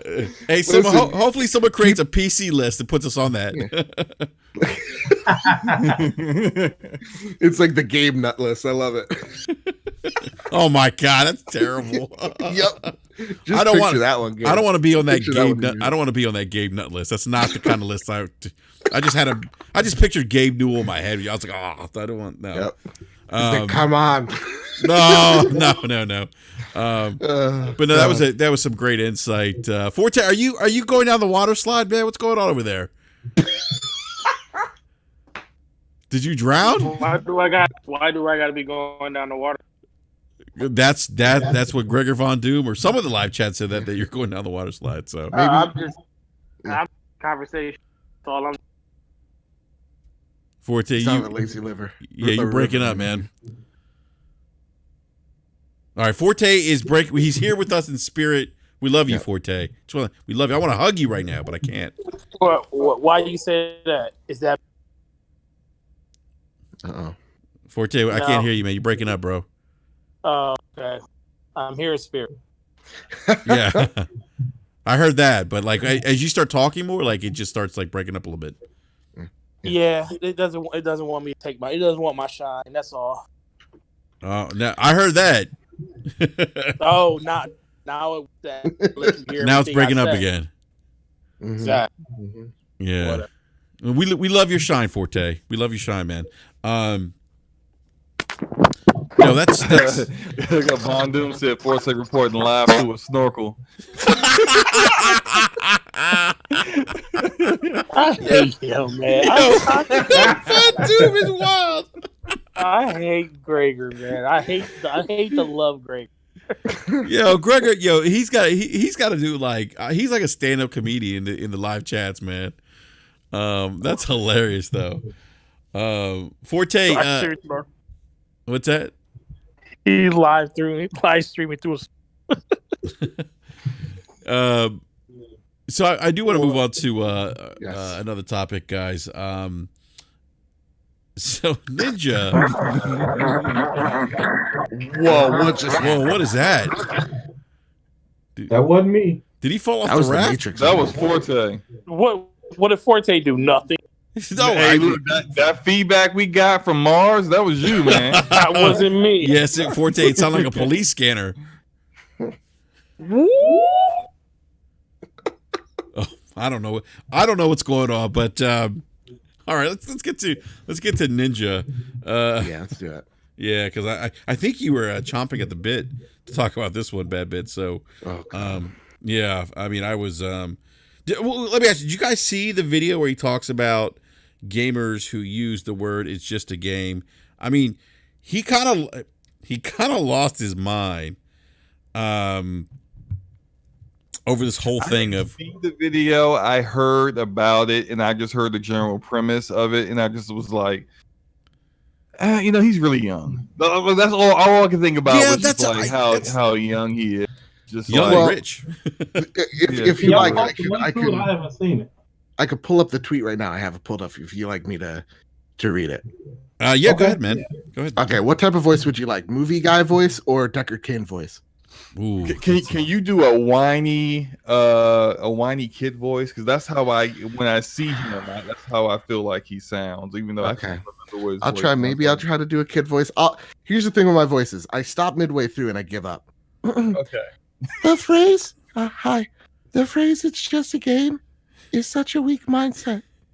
You are okay with what happened, losing, imperfection of a craft. When you stop getting angry after losing, you lose twice, bitch. He added that, by the way. I added that. That was an amendment on my part. Now let me do the Deckard Cain voice here. Hello, it's Deckard Cain from Diablo. Anyway, there's always something to learn and always room for improvement. Never settle. That was Ninja in two voices. He also said though that you're lazy if that's your mentality. He said you're lazy, and I'm like, what? Lazy? Like, look, I get from a competitive standpoint. If you're gaming competitively, I can understand that. Like saying you like not being happy that you lost the game because look, if you're gaming competitively, you're not going to be happy when you lose, right? Yeah. But I think I see the video under it and it's muted, obviously. And as a Hispanic, I'm getting nervous because all I see is a white guy, mid-20s yelling, and that never leads to good things on my behalf. So let me just back out of here. God. All right, sorry. Someone said, "Is this Michael Jackson?" Oh my God. But yes, somebody said hee. Yeah. Woo! I was just like, I think Slow-Mo, to your point though, I think a lot of it is just lack of maybe self-awareness, which I think is part due to lack of maturity. Like you said, he's young, and it's partly like, okay, I have to look at things from his point of view as well. He's this popular gaming streamer. He plays a game. He gets stream sniped on a daily basis, where people are always wanting to be the one that took him down. He's in a way, and then he's got a chat where when you're super popular, I don't know if you ever seen like these. If you go on Twitch and you go to the front page where they'll highlight a streamer on the front page and see them kind of try to deal with all these people who are not their usual audience coming in and like trying to troll them, saying like, "Oh, you suck. Why are you using that gun? You're stupid." Like all these things are going on while you're also trying to compete in front of hundreds of thousands of people. I think his mindset has got him set where he has to feel that way in order to be competitive. And so it's like this warped mentality that none of us really understand, because when we play games for us. Like we're playing, like I'm never going to play Fortnite, but I have played it before, but I don't want to play it, so I'm not. But if I'm playing, say Halo Reach, I want to be competitive. I want to win when I'm playing in PvP. But if I don't, okay, next match I'm gonna do better. It's not like I'm going to flip out and I need to win, because I'm not lazy. Like that's just stupid. So it's just I got to win now. Right. Do it now. He has to have that mentality, I think, at least for him, in order to stay at the top of his game and what he's doing. And I think a lot of guys are like that, like Shroud, who's probably way better than Ninja when it comes to competitive shooters and stuff. He probably feels the same way as well, because you're going to have to, you're dealing with people. Like if you suck, No one's gonna watch you anymore, and this is your livelihood. Yeah, you're probably gonna need to be really good and stay good, and then you're gonna have to get even better to keep from these people who are stream sniping you, and everyone wants to take a shot at you because you're the top dog. And as soon as they see your gamer tag or your name, they're like, "Oh, there's Ninja."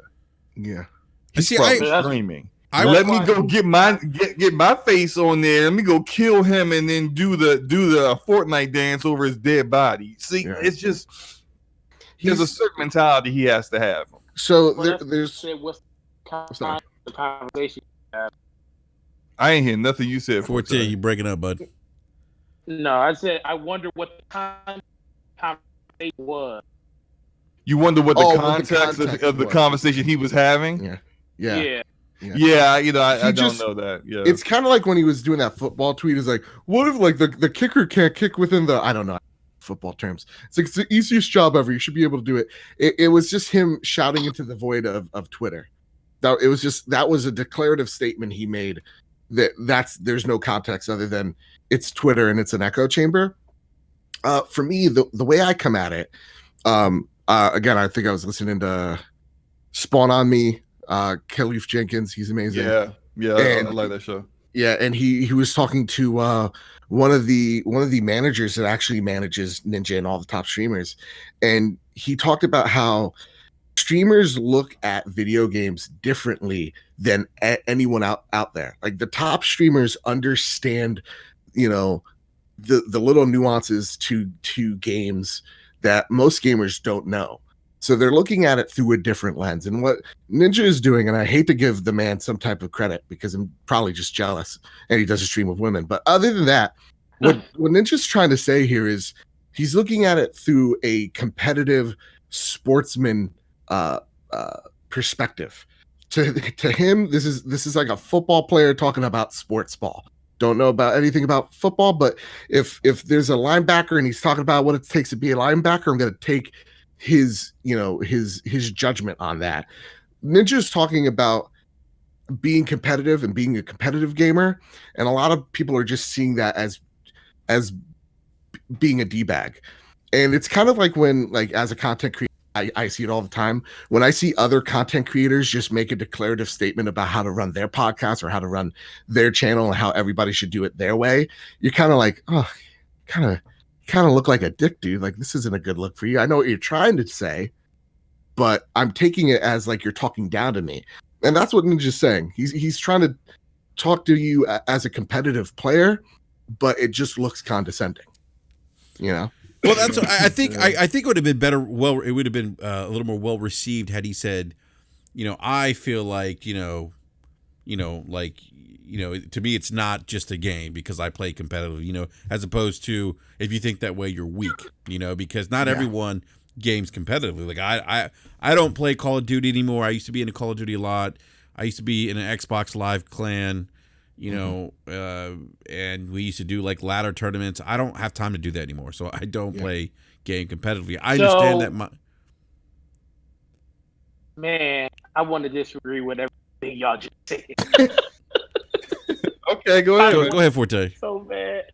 So I think that they should him after I just read. It sounds like this came from like Slomo was. Like his chat people, he probably because when he loses, he gets real edited. Yeah. And somebody in his chat probably was like, "Bro," but I think he's looking at it like I said from a standpoint that the reason I'm mad is because I shouldn't have lost that. It's something I should have done differently, and I'm pissed at myself for not doing it. And someone telling me that, dude, it's just a game. Well, to me, it's not just a game. To me, like Slomo said, it's my livelihood. People watch me performing, and I kind of agree with him that because if like Slomo know how I get it's you can tell when I care, and you can tell when I don't. If I don't care, I don't care win or lose games. But there's moments where I'm in the game and I'm like, dude, this sucks. I hate the game. This is BS, and I'll call the game out on every little thing that's perfectly going on because that's my competitive side out. And somebody telling me that, dude, it's just a game. Well, no, in that instant, it wasn't just a game for me because I was actually taking that very serious. And I think that's the one thing that people don't really realize when you're playing a game. Like if a person just tells you like, dude, why are you upset? Well, I'm upset because I felt like I'm better at this game than you. You may not look at it that way, but me, that's the way I look. Yeah. Forte, so how is that any different?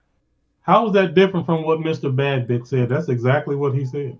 Well, maybe it's a lazy river. Maybe it's a lazy river. Him. I'm just like people said it. I'm not saying him. I'm just saying in general, people thinking it's a bad thing that he said that. No, he's saying he's literally being real and legit to himself. Yeah. Like he's telling everybody, dude, the reason I do this is because I care. I do have something I can learn from this all the time.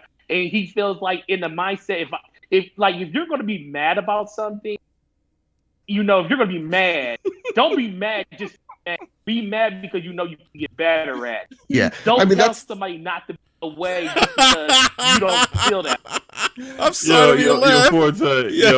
Gregor is going in on you right now. Gregor said Anthem had less stutter at launch than Forte right now. Man, let me. He also said. That's bad. That body's bad. Gregor, you're causing this man to have a literal mental. He said Gregor Vadu said chopped and screwed Forte's best Forte. But like real talk, I agree with that, Forte. What I deciphered out of it, I love you. But I agree. I don't like to brag. 75% of that too. Yeah, I don't like to brag. Everybody, come in, huddle in. I'm pretty good at Fortnite. I have over 200 plus wins. I'm pretty much a professional. I could go MLG if I wanted to, and every time I lose, I look at it as an opportunity for like a learning experience. So like I understand what he's saying is like, don't think of it as just a game. Think of it as how you can be better. I always look at gaming of, especially if it's like, multiplayer or like if I'm playing Apex of like, okay, the new champion just came out or the new legend, Revenant, and I'm learning how to use his ultimate effectively. And so I've learned, hey, you know what's the best way of using his ability? It's a great way to poke at a player. It's a great way to engage at a player and third party people in that game. That's how I play him efficiently. Like same with like Pathfinder. It's like, how am I going to shoot this rope across this ridge, and can that be used against me in later on in the match? Mm-hmm. And when I die, I'm not blaming the game or blaming the person in front of me. Sure, I'm calling him a dumb idiot and the ugliest kid I've ever seen in my life, but I'm saying that to de-stress myself and to then understand, okay, well, why did this dumb idiot get the upper hand on me? Like, what did it come down to? And that's what Ninja's trying to say, but he's saying it in a very pretentious, or at least comes across a pretentious manner. But again, we as a gaming public have to understand that life is about perspective, and through his perspective, he's just trying to say, hey, listen, if you're a competitive player out there, or you're just a player in general, get in the game, right? Don't think of it as just a game. Do the best that you can do. He's just not good at words. Yeah, do you guys? He might be good at Fortnite. He's not the best at words. So I get where he's coming from. He could have said it way better. Yeah, I want to play the video real quick for context here. Hold on a sec here. If anyone ever uses the excuse, it's just a game, I'm going to lose my mind. Imagine telling LeBron James, by the way, Forte, Tom Brady, some people in the chat are saying there's always email. Off after losing a game, you can email us your comments. Like, I'm going to lose and my then mind. we can say them. Stupid. It's the competitive nature, bro. It's about respect, bro. It's about pride. It's so much bigger than a video game. And anyone that ever uses the excuse it's just a game is a horrible human being and is lazy. You're a lazy human being. Or you can use the Discord, man. Just type it in the Discord, But the way you going, your every other word would be missing. So I don't know if you guys heard that. So he the thing in that video, and I played it. I think everyone in the chat saw it. Mm-hmm. Wow, he's really animated with this. Yeah, he basically says that like you're a terrible human. You're lazy. That's the part I think that have gotten people a little bit kind of like upset. Like what he says towards the end. Communication is it's not just what you say.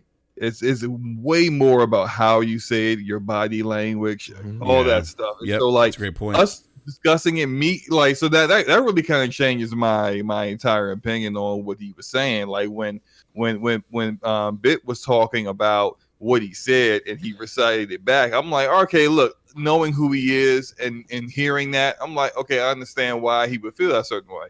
I see it, and I see this guy like flipping out and yelling, and it's just like he just looks really unhinged, and it's just like you look really out of touch. I mean, I think but I think to your point earlier, Slow-Mo, it's probably look. I mean, part of it's probably age, like you said too, not having that level of self-awareness.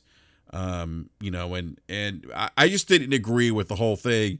Right. You're lazy, and that makes you a terrible human being. And I'm like, what? Like, and it's also hearing that, I'm like, dude, it is just video games, and now you're insulting people over video games.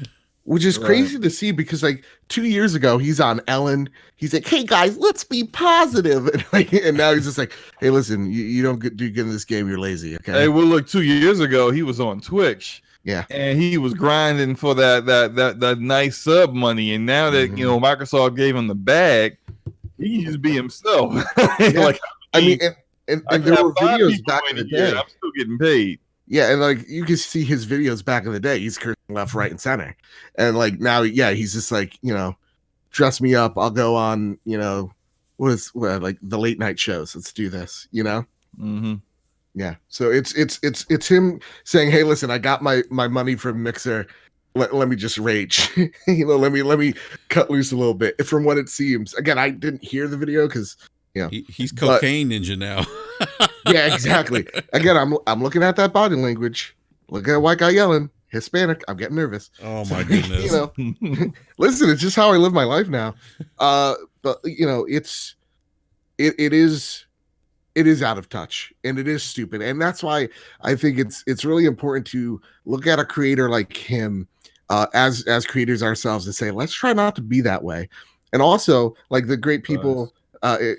Shout out to Gregor in the chat trolling Forte so hard tonight. But like, people in chat, don't follow people like this, right? Follow people that are going to make you laugh. Follow people that are going to be somewhat informative. Oh, Jesus, what happened? Forte be like, it's just the mic. So his audio.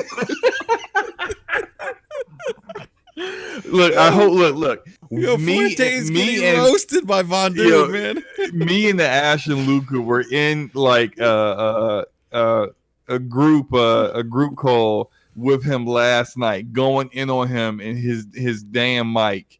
So Forte, let this be further confirmation that you need to step your away from home mic game up, because every time his mic is terrible, he's like at his GameStop store, and he actually showed us what he will podcast on. It's like this old literally it's an old Xbox 360 Bluetooth mic thing. And it's like, it's got like that black tape on it trying to keep it together. It looked like it's been chewed on by a raccoon, a squirrel, and like a big bulldog all at once. They were just taking turns on it. Poor Forte, man. It looks awful. I mean, it just like, what is that? Wait, like, for a second, I couldn't tell what it was. Did somebody on I think it was Scumcast say that, hey, you work at GameSpot, why don't you open up one of those used headsets? Exactly, man. Poor Forte, man. To his credit, he has too much integrity to just steal something from a company that's going out of business, and they're going to give it away anyway. But they treat you like shit anyway, yeah. But I just like, look, man, you got to do something about that. He said he was going to, fix it, but I bet like Forte's right now, he's just like he talks on the mic, he mutes, he's like, yeah, honey, yeah, no, the guys are talking shit again. I'm just laughing. I'm laughing. Forte. I like Forte. We love you, man. It's all love, and everyone is just everyone's roasting him, right? Like Gregor Von Doom. We're gonna address this. Yeah, we'll get addressed on the call. Show them. Oh shit! I have no idea what he just said. Yeah, it sound really scary. It sounded like he was about to handle something on a call. I thought that's what he said. Yeah, I don't know. Craziness. It's craziness. Yeah. But that's too funny. Again, it's all love Forte, but that's funny though. Gregor Fondue, and he started the trend. I think everyone's kind of jumping in now. Oh no, Forte has a Pikachu mic. Problem is he's just talking into the wrong end. Oh man. Wait, Gregor Fondue just said Forte's audio is next month's Game Pass with gold or Games with Gold. Oh god, can this be just the rest of the show? I'm sorry. Yo, I've never seen a roasting like this in a live chat. Actually, that's not true. I have, but this is, oh my god. I feel like this is a carryover from like when you guys were talking on Scumcast about opening up a used mic. Someone who said that slow, and they're like, "Yo, don't you work at GameStop? You can just turn behind you and open up a I think it was All Day who said that. It was too funny, yo. Oh my god, dude, I was in tears, man. I was crying. I was like, that is crazy. Man, it's all right, Forte, man. Just transcribe everything to me through Messenger, and I will play it back in your voice and mispronounce all the right words the way you do too. Oh my! I'll hook you up, man. Yo, people are Buck Rogers said my sides are hurting. Oh man! I got all of y'all, man. Look, man, Forte about to make a tier list. Yo, everybody, man. It's gonna be S tier. It's gonna be Gaming Forte people who are mean to me list. Hey, Enrique, you got any ideas on how you want to handle the giveaway? Yeah, I'm gonna do. I'm gonna do a trivia question here. It's probably easy. I know. What are you giving away? We're giving away a copy of Dreams. Oh, that's awesome. Okay. So I mean, actually, Slimo, because I'm not good at trivia questions. You guys give me a hard time. I think last time I did a trivia question. I don't know who it was, but I think last time I gave a game away, you guys were like, "That's so easy." So we're giving away Dreams. Anyone have? I don't know. I'm so bad at trivia questions. You want? Okay. You got a good one, Slow-Mo? No, I don't. I'm trying to think of something. I was like, yeah, I got a good. I got one right here, right now, and I said it on the show, and people listened. So you mind if I throw it down? Yeah, go ahead, man. Make sure it's not easily Googleable. I mean, it's kind of easy. I mean, you're gonna have to Google it. It's just like whose search engine's faster. So we know if Gaming Forte's out of that one. So like, you know. Oh boy, that's a good one. All right, yeah, go, dude. Go. You're a guest tonight. So go ahead, man. Drop the. Yeah, I like calling the shots here. All right, so here's the thing, guys. So we're gonna give away a copy of Dreams. It'll be if you want a digital code of it, or physical. Just let me know, in the DM. And actually, Optimus, is it okay if you let everyone know where this is coming from? Well, I think you kind of already have, but I would prefer to remain anonymous. Okay. I think it's too late. All right. Are you guys ready? Oh my gosh. Get your suit. Okay. Get your Google search out and ready to go right here. How many days has it been since the launch of the original Bloodborne? Go for it. Oh, wow. How many days have passed since the launch in the US? That was really good, man. That's a really good one. Question. Yeah, that's a great. So whoever gets that question right, go ahead, repeat it one more time again, Bebbit. How many days has passed since the launch of Bloodborne in America? That's a great question. You said it earlier too. Yeah. When you started that, I thought you were going to go somewhere else with that. I thought you were going to say, how many days has it been since Xbox has won the NPD? That's why I thought you were going to go. Hey guys, real quick, Z Black Rider says 1,357. 1,357? Yeah, that's a number, all right. No, he says 1,000. Oh wait, no. I see. Is that the right number? 1,789. Nope. We're getting closer though. Gregor Von Dube says 1,124. Nope. I'm gonna tell you the day. Maybe that helps. No. Don't do that. No. Yeah, Come on, guys. I like this. I like this because I would have been like, oh, tell me what was Media Molecule's first game? I would have put that out in 2008. That would have been my trivia question. Mine was actually going to be which company is considered the father company of BioWare and Obsidian. Now, Samantha Dillinger wants to get sexy with it by adding 1,769. That's a pretty dope number, but no, it's not that either. Think about it. Google search. Deep Truth said 1,728. We're getting close here. Eternal Shaddai says 1,256. So if I was a Google search, I would search up Bloodborne launch date and then throw that and then type in how many days it's been since and then add that date. See, you give them too many. You basically just told them how to do it. Listen, Gregor Von Doom's just like, he already has dreams. But I'm trying to help him out here. All right, let's see here. Samantha says 1,756. D Floyd says 2,165. No. I've stumped this room. C Black Rider says 1,793. Yes, that's it. 1,793 Z days. Black Rider, the original launch of Bloodborne.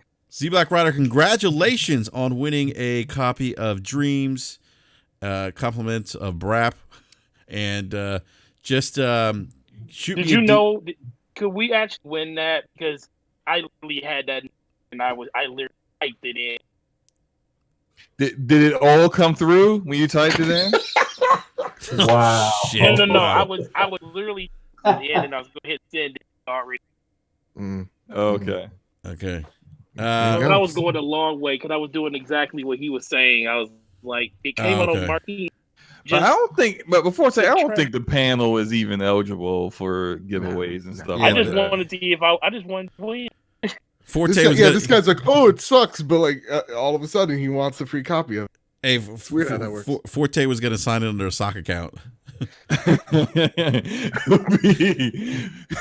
Faming Gorte. The winner is Faming Gorte. What's going on here? Big shout out to Z Black Rider. Z Black, DM me on Twitter. Okay, I think we're connected on Twitter. If we're not, it's at @BRAP_podcast. Shoot me DM.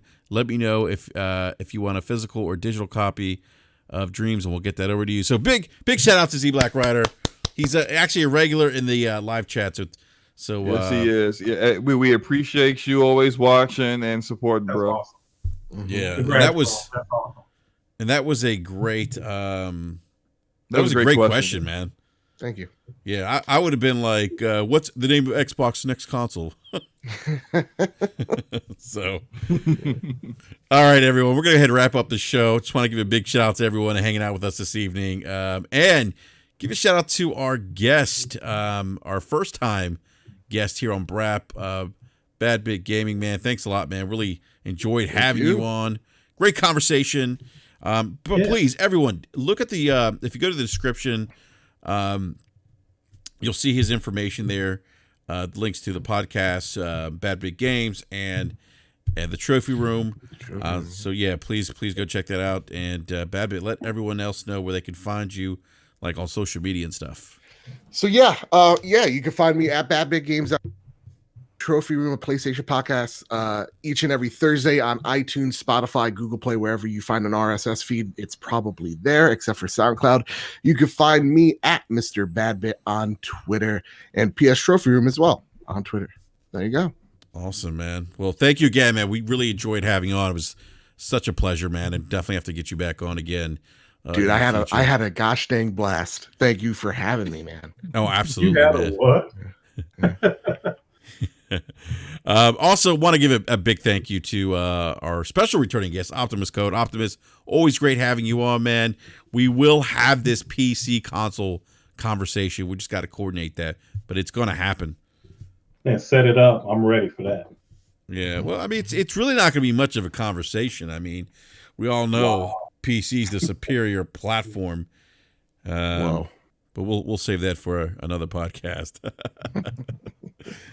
But no, man, thank you again, man. Definitely appreciate it. Love having you on, man. Love your insight. Always welcome here on BRAP. So give a big shout out to Gaming Forte, who's at a water park. I think it was. Is that right, Forte? And Forte He's with us in spirit. He's with us in spirit. Yeah. Morris code us your info. Yes. Oh, he just left. He just left. He's like, I don't need this abuse. He left. Slow-mo, he's not mad at Gregor Von Doom, is he? Nah, he's not. Gregor's always like that. It's all good. All right, man. So that's too funny. And Slow-mo, man, always a pleasure, bro. Thank you again, man. It's good to see a fellow PC Master Race, a community member here on the podcast. Oh man, you really want me on that list, don't you? PC Master Race list that's coming out. But there's no list though, right? Not yet. There's going to be one. I can before the tier list thing runs out of juice. There will be one for I think every single platform. It's probably going to be like an Epic Game Store shill list at some point too. You never know. Who made this list? I have no idea who's been doing it. I've had some theories, but we can talk about that offline. Yeah, I'm just I honestly, man, I was shocked to see you there. I was like, what? Like, it just didn't make any sense to me. I'm like, I don't think these folks listen to you, man. Yeah, they really don't. They think I'm like, a Phil Spencer defender net hugger thingy. Yeah, I'm like, come on, nut hugger thingy. Yeah, isn't that me? Yeah. Forte says, do my outro and recap. I guess, did he leave? I think he did, yeah. Well, he's back, but he's muted. Look, if he tried to do his outro, we will only hear 55% of it. So, yeah, let's give it applause to Forte because he's at a water park, and I just want to say thank you, Forte. I really appreciate you. I'm gonna do his outro. Hey guys, thanks for having me. Check out my YouTube channels, Gaming Forte. I love to talk about Xbox Series X. That's Xbox Series X, not Xbox Series X. There's no such thing as that. You can also catch me on Crossfire Friday nights at 7 p.m. You can catch me on Scumcast sometimes when Luca allows me on with my trash mic. That's Saturdays at 7 p.m. Eastern. And you can catch me on Primetime with Boom at 8 p.m. where my mic is so-so, but a little bit better than it is right now. So, yeah. I love that you said Sirius X. Because that's how look. If he could talk right now, but he can't. But if he could talk right now, he would definitely say Xbox Series X. He can't say series for some reason. It's funny. It's hilarious. I just want to say something real quick. We have a special. We have a special appearance by none other than Lord Cognito. Ninja move right now. I'm supposed to be working. Let's go though, y'all. That's good, man. Cog, dude, I had to get you in last minute, man. I heard you earlier on Wilmy's channel. Yes, sir. I was sir. As it is Mr. Cog, is he at home? Could it be? Yeah, getting things done, getting some cloud done from home. What's going on, man? Not much, man. Just wanted to get you in real quick, man. Because look, you actually introduced me. The ILP introduced me to Bad Big Games, man. And yeah, just and we had Hogue on last week. Yeah, I saw that. That was a great episode. I definitely saw that. So that was good. Mm-hmm. Yeah, man. Just just great having these two gentlemen on BRAP the last 2 weeks, man. And again, saw them on your show. I was like, I got to get these guys on, man. Yeah, Bad Boys good people, man. You got Cole in here too. We got the usual suspects of Slow-Mo and Forte. All right. And real talk for just a second. Forte's here in spirit. Yeah, Forte's here in spirit. Yeah, he would send his best, but he can't. Congratulations on the Jason Schreier interview. That was fantastic. Wow, thank you. Yes. Because like, if that was me, I'd be like, "Oh, hey Jason, I just like to say that I love you." And you were asking him some really great questions. Thank you. You weren't starstruck by him at any point in time. It was fantastic. Yeah. It was awesome. Me and Slow had a conversation prior, so I know Slow remember this. Yeah.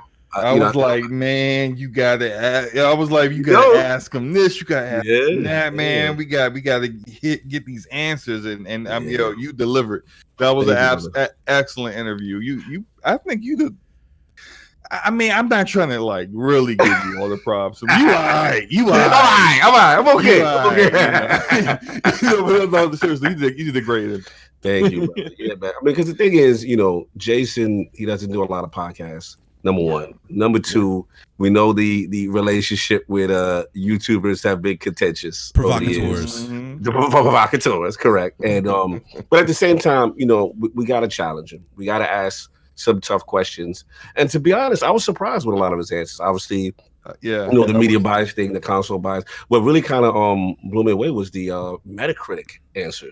That really surprised me, and how how there's some things going on behind the scenes. I know Cole, you had talked about that too and stuff like that. But man, it was a good interview. It was really he's definitely, his block game is still crazy. And I had to tease him about that. I was like, your block game is insane. Like sometimes people don't have a chance. But at the end of the day, I think overall he does fight for the important things about what in the gaming industry, what we need, the unionization thing. I'm very pro with him on that. And I love the investigative reporting, the stories of just hearing about this development, all the things these games go through, and you're just like, wow, I had no idea all this was going on. So it was good stuff, man. Yeah, no, it was a great interview. I'm definitely pro on the union thing as well, and anti-crunch as he is as well.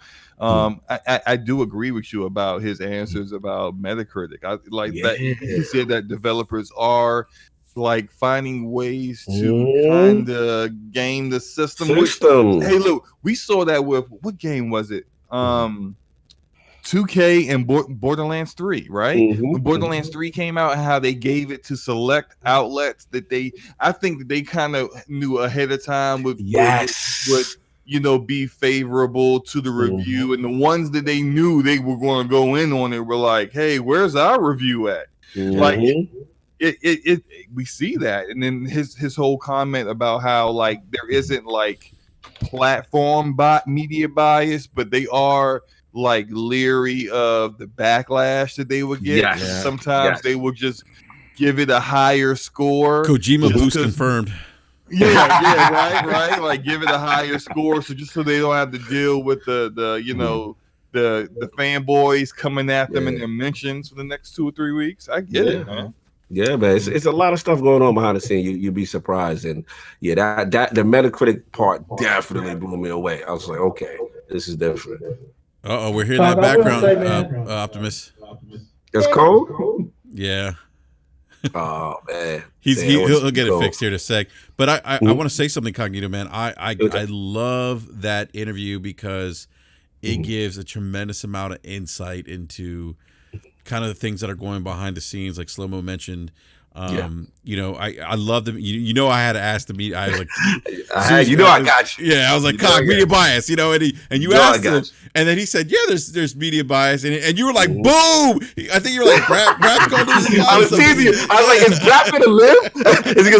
But then he cleaned it up. He did. To your point, which he said he doesn't believe that there's console war bias from the standpoint of an entire site downing a platform, right? He don't believe in that aspect. He believes, that on an individual level, somebody may have bias towards their type of genre, their type of game, or that type of stuff. But he doesn't believe like the entire, for example, like Kotaku or the entire IGN is like, yo, F Xbox, or you know what I'm saying? Like he doesn't believe on that level. So it was cool to see him clarify that and get those answers too. It was fun, man. Yeah, well, I think it's important for people to hear that because you see that, and that's why I've always been vocal about it. Because when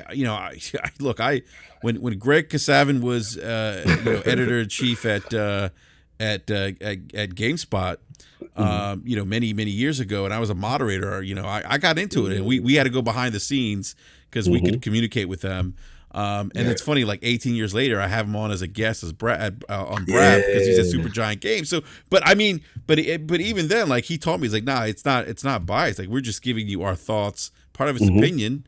We're giving you how our interpretation of the game, because there's certain things that are just it's not opinion. There's mechanics involved, frame rate issues, things like that. So, but I think like when you guys do interviews like that, it's great because I think you guys have a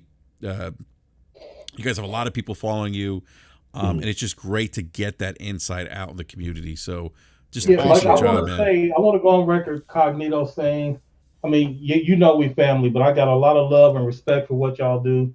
And honestly, y'all have some of the best interviews. Guests are always willing to come on and share with y'all. And I don't know why y'all not the #1 podcast. I mean, listen, man, no drama, don't sell. Hey, but I mean, everything Cole said is 100% facts. Like, honestly, like okay, we have a YouTuber out here who has 1 million subscribers, and every time he drops a video, it like within an hour, it has more views on it than like the entire, like all of our podcasts, all of our channels combined. Yet Jason Schreier shows up, doesn't move anything. Yeah, and he's just like he's hostile to him. They go back and forth, but then he shows up to the Iron Lords, and it's just like it's a whole different dude. He's laughing, he's joking. I'm like, who is this man? Who is this guy?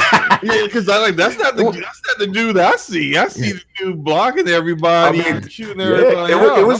There was only one concern I had. I will say is that I know King, and King ain't gonna King gonna be King. So I wanted to see how that was going to flow, because King is like, yo, I'm going to tell old boy I'm a provocateur. I want to see what he do. So I'm like, okay, I already know where this is going to go.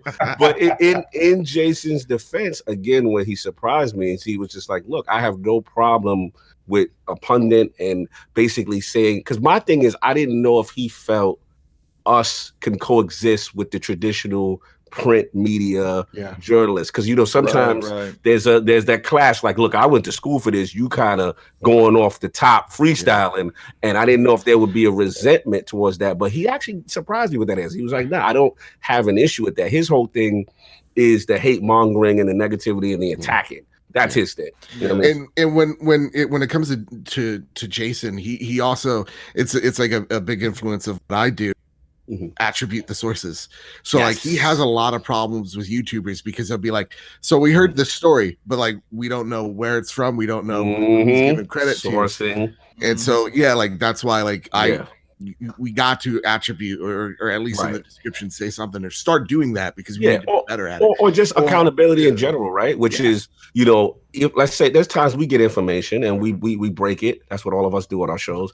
And then, maybe a day later we find out the information changed, but it's our duty to be like, look, this is what happened. Now it's this is the new information. This is the updated version of, as opposed to no accountability. That's the kind of things he does. And there is this hostility between creators and the classic media. Like you hear it on a lot of podcasts of like just people just shit talking IGN or GameSpot, and not for nothing, we take a lot of their articles and we're aggregating what they're doing. Facts. So like when YouTubers are like, I can't wait for GameSpot or IGN to go out of business, I'm like, are you kidding me? No, that's awful. I want them to be there, because there needs to be that balance between publication and personality. Yes, and that's what Jason brings to the table, is that level of class, or not class, of professionalism, and that he takes it so seriously, more than anybody, and does his research to the T. That's what I respect the hell out of him for. And he'll call people out. He'll just call people out as he sees it, and give an articulate reason as to why. And again, that's why I was like, oh God, what's King gonna say to him? Yeah, I was like, oh boy. But he handled that. I mean, a fun back and forth with something. When King was like, I'm a provocateur, and I was like, oh man, it's gonna go left. But Jason handled it like a professional. I mean, he broke down the kind of his, that comment of provocateur, where he was coming from. It gave us a lot of insight, because I saw that Young A, that stream, and I was kind of like, I thought Jason was kind of a little bit too. I thought he was a little aggressive. Attic was warning me because Attic was like, "Yo, I don't know, Cock," and I'm like, "Look, we're gonna make him feel welcome. We're gonna be respectful, but we got to get to it. We can't, because let's be real. As content creators, we looked at that video as like, damn, is he really coming at us? Is like, is YouTube as a whole, like, we can't, coexist with him. And that was what I needed to get. And it was cool that we was able to have a civil discourse about that. Oh, let me comment on that real quick, Carl, because you just hit on something. So again, mad respect to y'all. Love what y'all do, but this is nothing new for you. Love. But I have definitely, how can I put this? I'm not talking about your show. Your show is excluded from this. But I have definitely sat down with industry insiders. I have had conversations with high-ranking people, and I was like, hey, listen to this podcast. Like, look at what's going on in YouTube.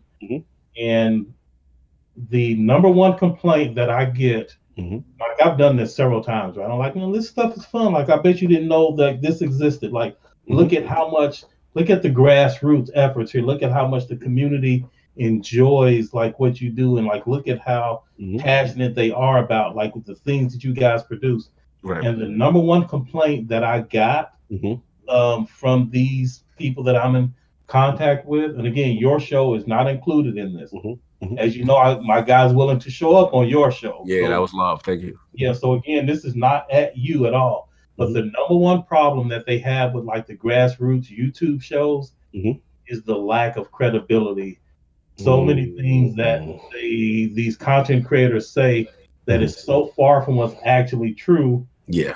And, like, you can't really take them seriously because they don't put in the effort that you guys do to make sure that what you're speaking is true or what's fact. Yeah, that's a good point. Okay, that's fun for, like, you guys to listen to, but at our level, we can't waste our time with this because, like, there's just no credibility in what they're saying. That's a good point.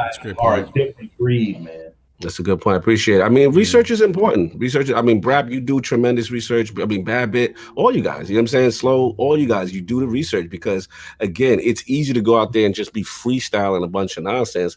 But at the end of the day, it's like you owe it, at least I feel you owe it to your listeners so that when they go to your show, Rap knows what he's talking about. You know, you may disagree with an opinion, but you can't say that he didn't do his research. You can't say that he's not basing this on factual things that we can, as a foundation kind of thing. And I think that's what it's about. And that's really what I see. A lot of people in this community go at Jason Schreier and say a lot of things that they don't like about him. Look, you can disagree with his politics. You can disagree with how he handles his Twitter account. It's his Twitter account. He really can do whatever he wants with it. But you can disagree with all that stuff. But what you can't say is the dude is a fraud. You can't say that he doesn't do the journalism correctly. You can't say that when he comes out with an information that no one else knows, that literally everyone takes as fact because of his history of always sourcing things correctly, making sure when he comes out with some information that hasn't been publicly talked about yet, that it is accurate and he's not just throwing some fake rumors out there like some people do to get attention. Like when he does his investigative reports, none of the publishers or developers that he's going in on ever say that fraud lied on them. They never say that. They always like no comment because there's nothing to comment about. Everything he said was 1,000% correct. So it's just like when you can say whatever you want about him as a person, but the work he does, top notch. You can never slander it because he's up there, and that's how a lot of these podcasts really need to take note of that. Like you guys get these interviews, with developers that no one else can get, and there's a certain level of like you guys. There's no cursing on the show. There's no there's certain things that you want for the show, and a certain level of respect for the people who are there. Like we saw some people in the chat that were going at Jason in the chat. cut that nonsense out. Leave the guest alone. You're not supposed to do stuff like that. Like that level of respect. You can, if you want your podcast to be just a bunch of guys getting together and shooting the shit and saying what you want, console war. Hey, more power to you. Just don't be mad when you want to take it to another level and get industry guests then. And they don't want any part of it. No one's going to take you seriously if you're dropping an F-bomb every 2 seconds. No one's going to take you serious if you're antagonizing others in the industry, like I see some YouTubers do. Yeah, respect is earned. And when I see YouTubers or any type of content creator, like toss shade at publications or at people like Jason or just at each other, it's just it is the dumbest thing to do. It's just super unprofessional, and everybody sees that. I think it's just a matter of which some people want to be known as entertaining. Like, we're these funny guys, we're going to make jokes. Some people actually want to be credible source of gaining information. You sort of got to choose which one of those you want to be. I think you guys, Cog, have done a brilliant job of blending the two. We're entertaining while also being credible. You don't forsake one for the other. Yeah, I mean, again, it's ideology. It's basically what do you want, and for your show. And at the end of the day, for us, it's celebrating games. Letting people know, there's a lot of stuff that even we don't know behind the scenes. That's like, I didn't even know that. So a lot of times we like, we're complaining, but we don't realize the intricacies that it took to get something to come out the way we wanted to come out. And it's good to hear those stories, right? It's good to hear those stories. You're like, wow, I had no idea this was going on. I love to bring up the Frostbite engine. I brought that up for Diz and Slow because I wanted to hear what he wanted to say. Who's more to blame? Is it BioWare lollygagging? Is it the Frostbite engine so much of a problem for Anthem? Like, these are the stories you love. You know what I'm saying? You just get to hear what's going on, and at the end of the day, that's what it's about. Also, if I can say, when I asked that question, is Sean Layden at Amazon? He closed his eyes, and I think I saw 2 blinks. You blink twice. Yeah. That's hilarious. Yeah, I mean, Cog, I've said this to you before numerous occasions, man. You guys are like one of my favorite podcasts, man. And I'm a content creator, so appreciate you, brother. Yeah, I mean, you guys are probably the favorite podcast that I listen to, because not to take away from any of the other podcasts I listen to, but just because of that level of engagement that you guys have with your guests. Brother. And you guys, I mean, you guys have this natural connection. You guys grew up together. Like, you guys are best friends, So that's not hard. That's hard to duplicate. But I really looked at that last week's ILP. I'm like, this is kind of what, at least what should be seen on a regular. I don't think there's enough of that. And not to take away from anyone who's grinding out there, but I think there's that piece missing right now in this space. So. It's like Cole said, again, if you want to be entertaining, if you're going for the view count, I'm not knocking the hustle. You know what I'm saying? My thing is, again, we want to educate. We want to learn more about this stuff. That's our passion. I mean, even from you, Brad, I learned, man. I mean, you had Piscatella on. I was like, wow, this is amazing. You know what I'm saying? Like, learning about MPD, learning about that whole aspect. It's cool. Like, this is the type of stuff, where we provide that little different lane. You know what I'm saying? And then people could come for that too. So I think it could coexist. It's just what your goals are. Absolutely. Yeah. Absolutely. Well, again, Cog, man, keep up the great work. And man, we gotta get you back on again, like on a full Brad podcast. Full Brad. I gotta set the day aside. I gotta set the day aside, man. Just do it. Yeah. Cog, when am I gonna see PAX EAST? Or it's ground zero. It's ground zero. We'll be there Wednesday, brother. We'll be there. I'm sad, no Sony though. I'm kind of hurt. Coronavirus. Again, we're all gonna get it, dude. It's gonna be Oh, come on, man. Hey, Cog, if you see Deacon St. John, run. Yeah, we'll be up there. We got some cool things lined up, man. Some interesting developers, and I'll give you a sneak peek on one. We just lined something up with Platinum, so that'll That'll be fun to talk to them. I gotta ask the Scalebound question. I don't know if he's gonna give it to me, but we'll see if the translators will give it to me. We'll see how it goes. But definitely pumped for that. A lot of cool games that I'm seeing. A lot of cross-generational games that we're seeing. We got a lot of stuff popping. I mean, it's sad that I'm not gonna have my Last of Us, which I had planned. That hurts. You know what I'm saying? No Last of Us, no Final Fantasy VII Remake. But at the end of the day, as sad as I am about it, look. No. Final Fantasy's gonna be there. It's still gonna be there. You sure? Please. I hope so. I swear to God, if it's not, I'm gonna cry. I was under the impression they were taking away the whole booth of like the 10 games. Like it was like MLB The Show. It was Final Fantasy. It was Last of Us 2 demo. Yeah. No, I think Doom has their own booth and Final Fantasy VII has their own booth. Okay, that gives me a little problem. Well, Hector's gonna be happy because that's he's been hyped, man. My boy's been hyped for long. I'll be tossing hands if Final Fantasy VII isn't there because I've never played it, and my what? I know. I'm sorry. Did I hear that correctly? When I was, let's get. We might have to take. Wait, hold on. We might have to take the. What is it? The trophy podcast? No. We have to take that away from you. Tonito, don't say a word. Don't say a word.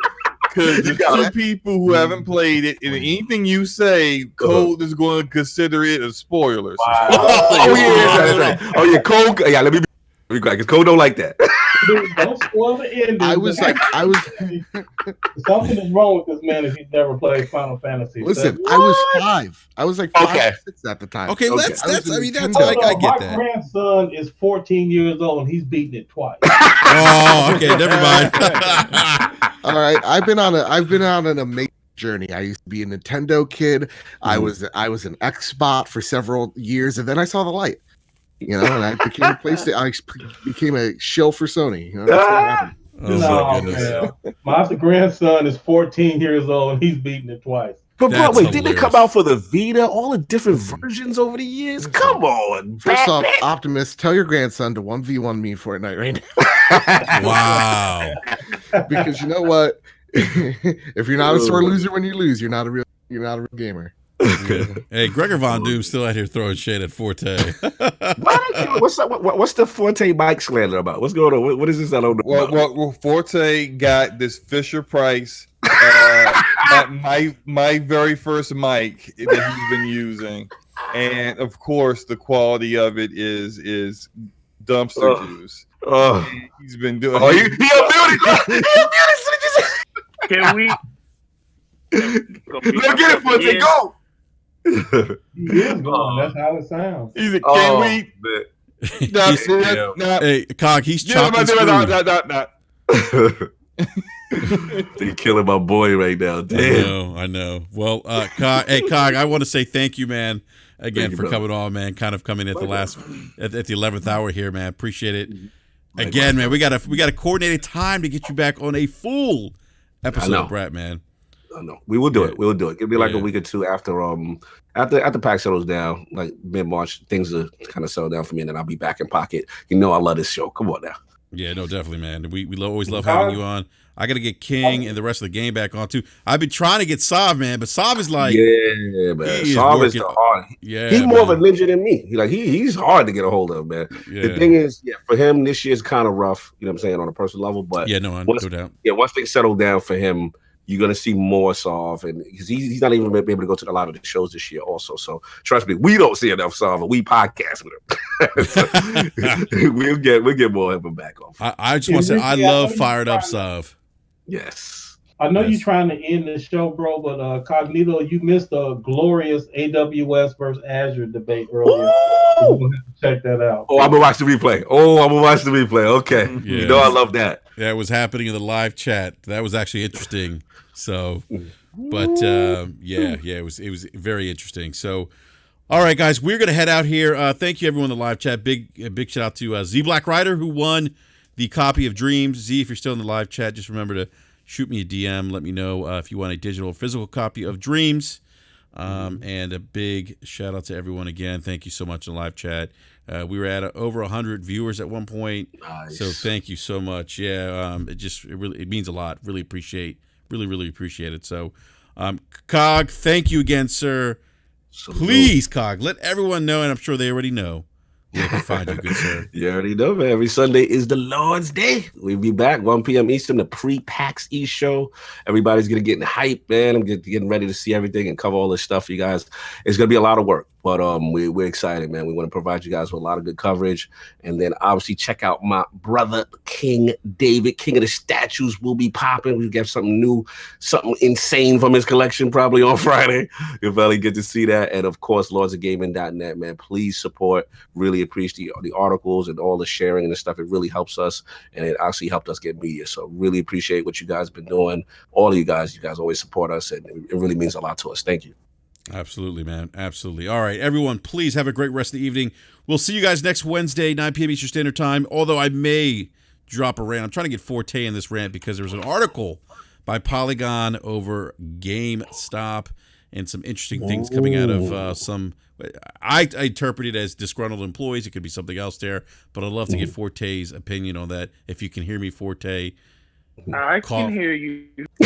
All right. Tap twice on the mic if it's true. I'll be home in the castle by 11 a.m. tomorrow. All right, Forte. Let's let's do this tomorrow. I'll DM you, man. I'll DM you later on, man. We'll figure it out because I'd love to get your perspective on this. I think I DM'd it in the Brap DM, that article that with Polygon. So, yes. Oh man, he really in the bushes with that one. Oh yeah. All right, everyone. Sorry, Forte. Yeah. All right, everyone. We are out. People are going in on his mic, man. It's bad. All right, we're out, everyone. Again, we'll see you guys next Wednesday night, 9 p.m. Eastern Standard Time. Although there may be a rant with me and Forte tomorrow regarding an article over GameSpot. So cool. Yeah. On that note, we are out, everyone. Peace. Peace.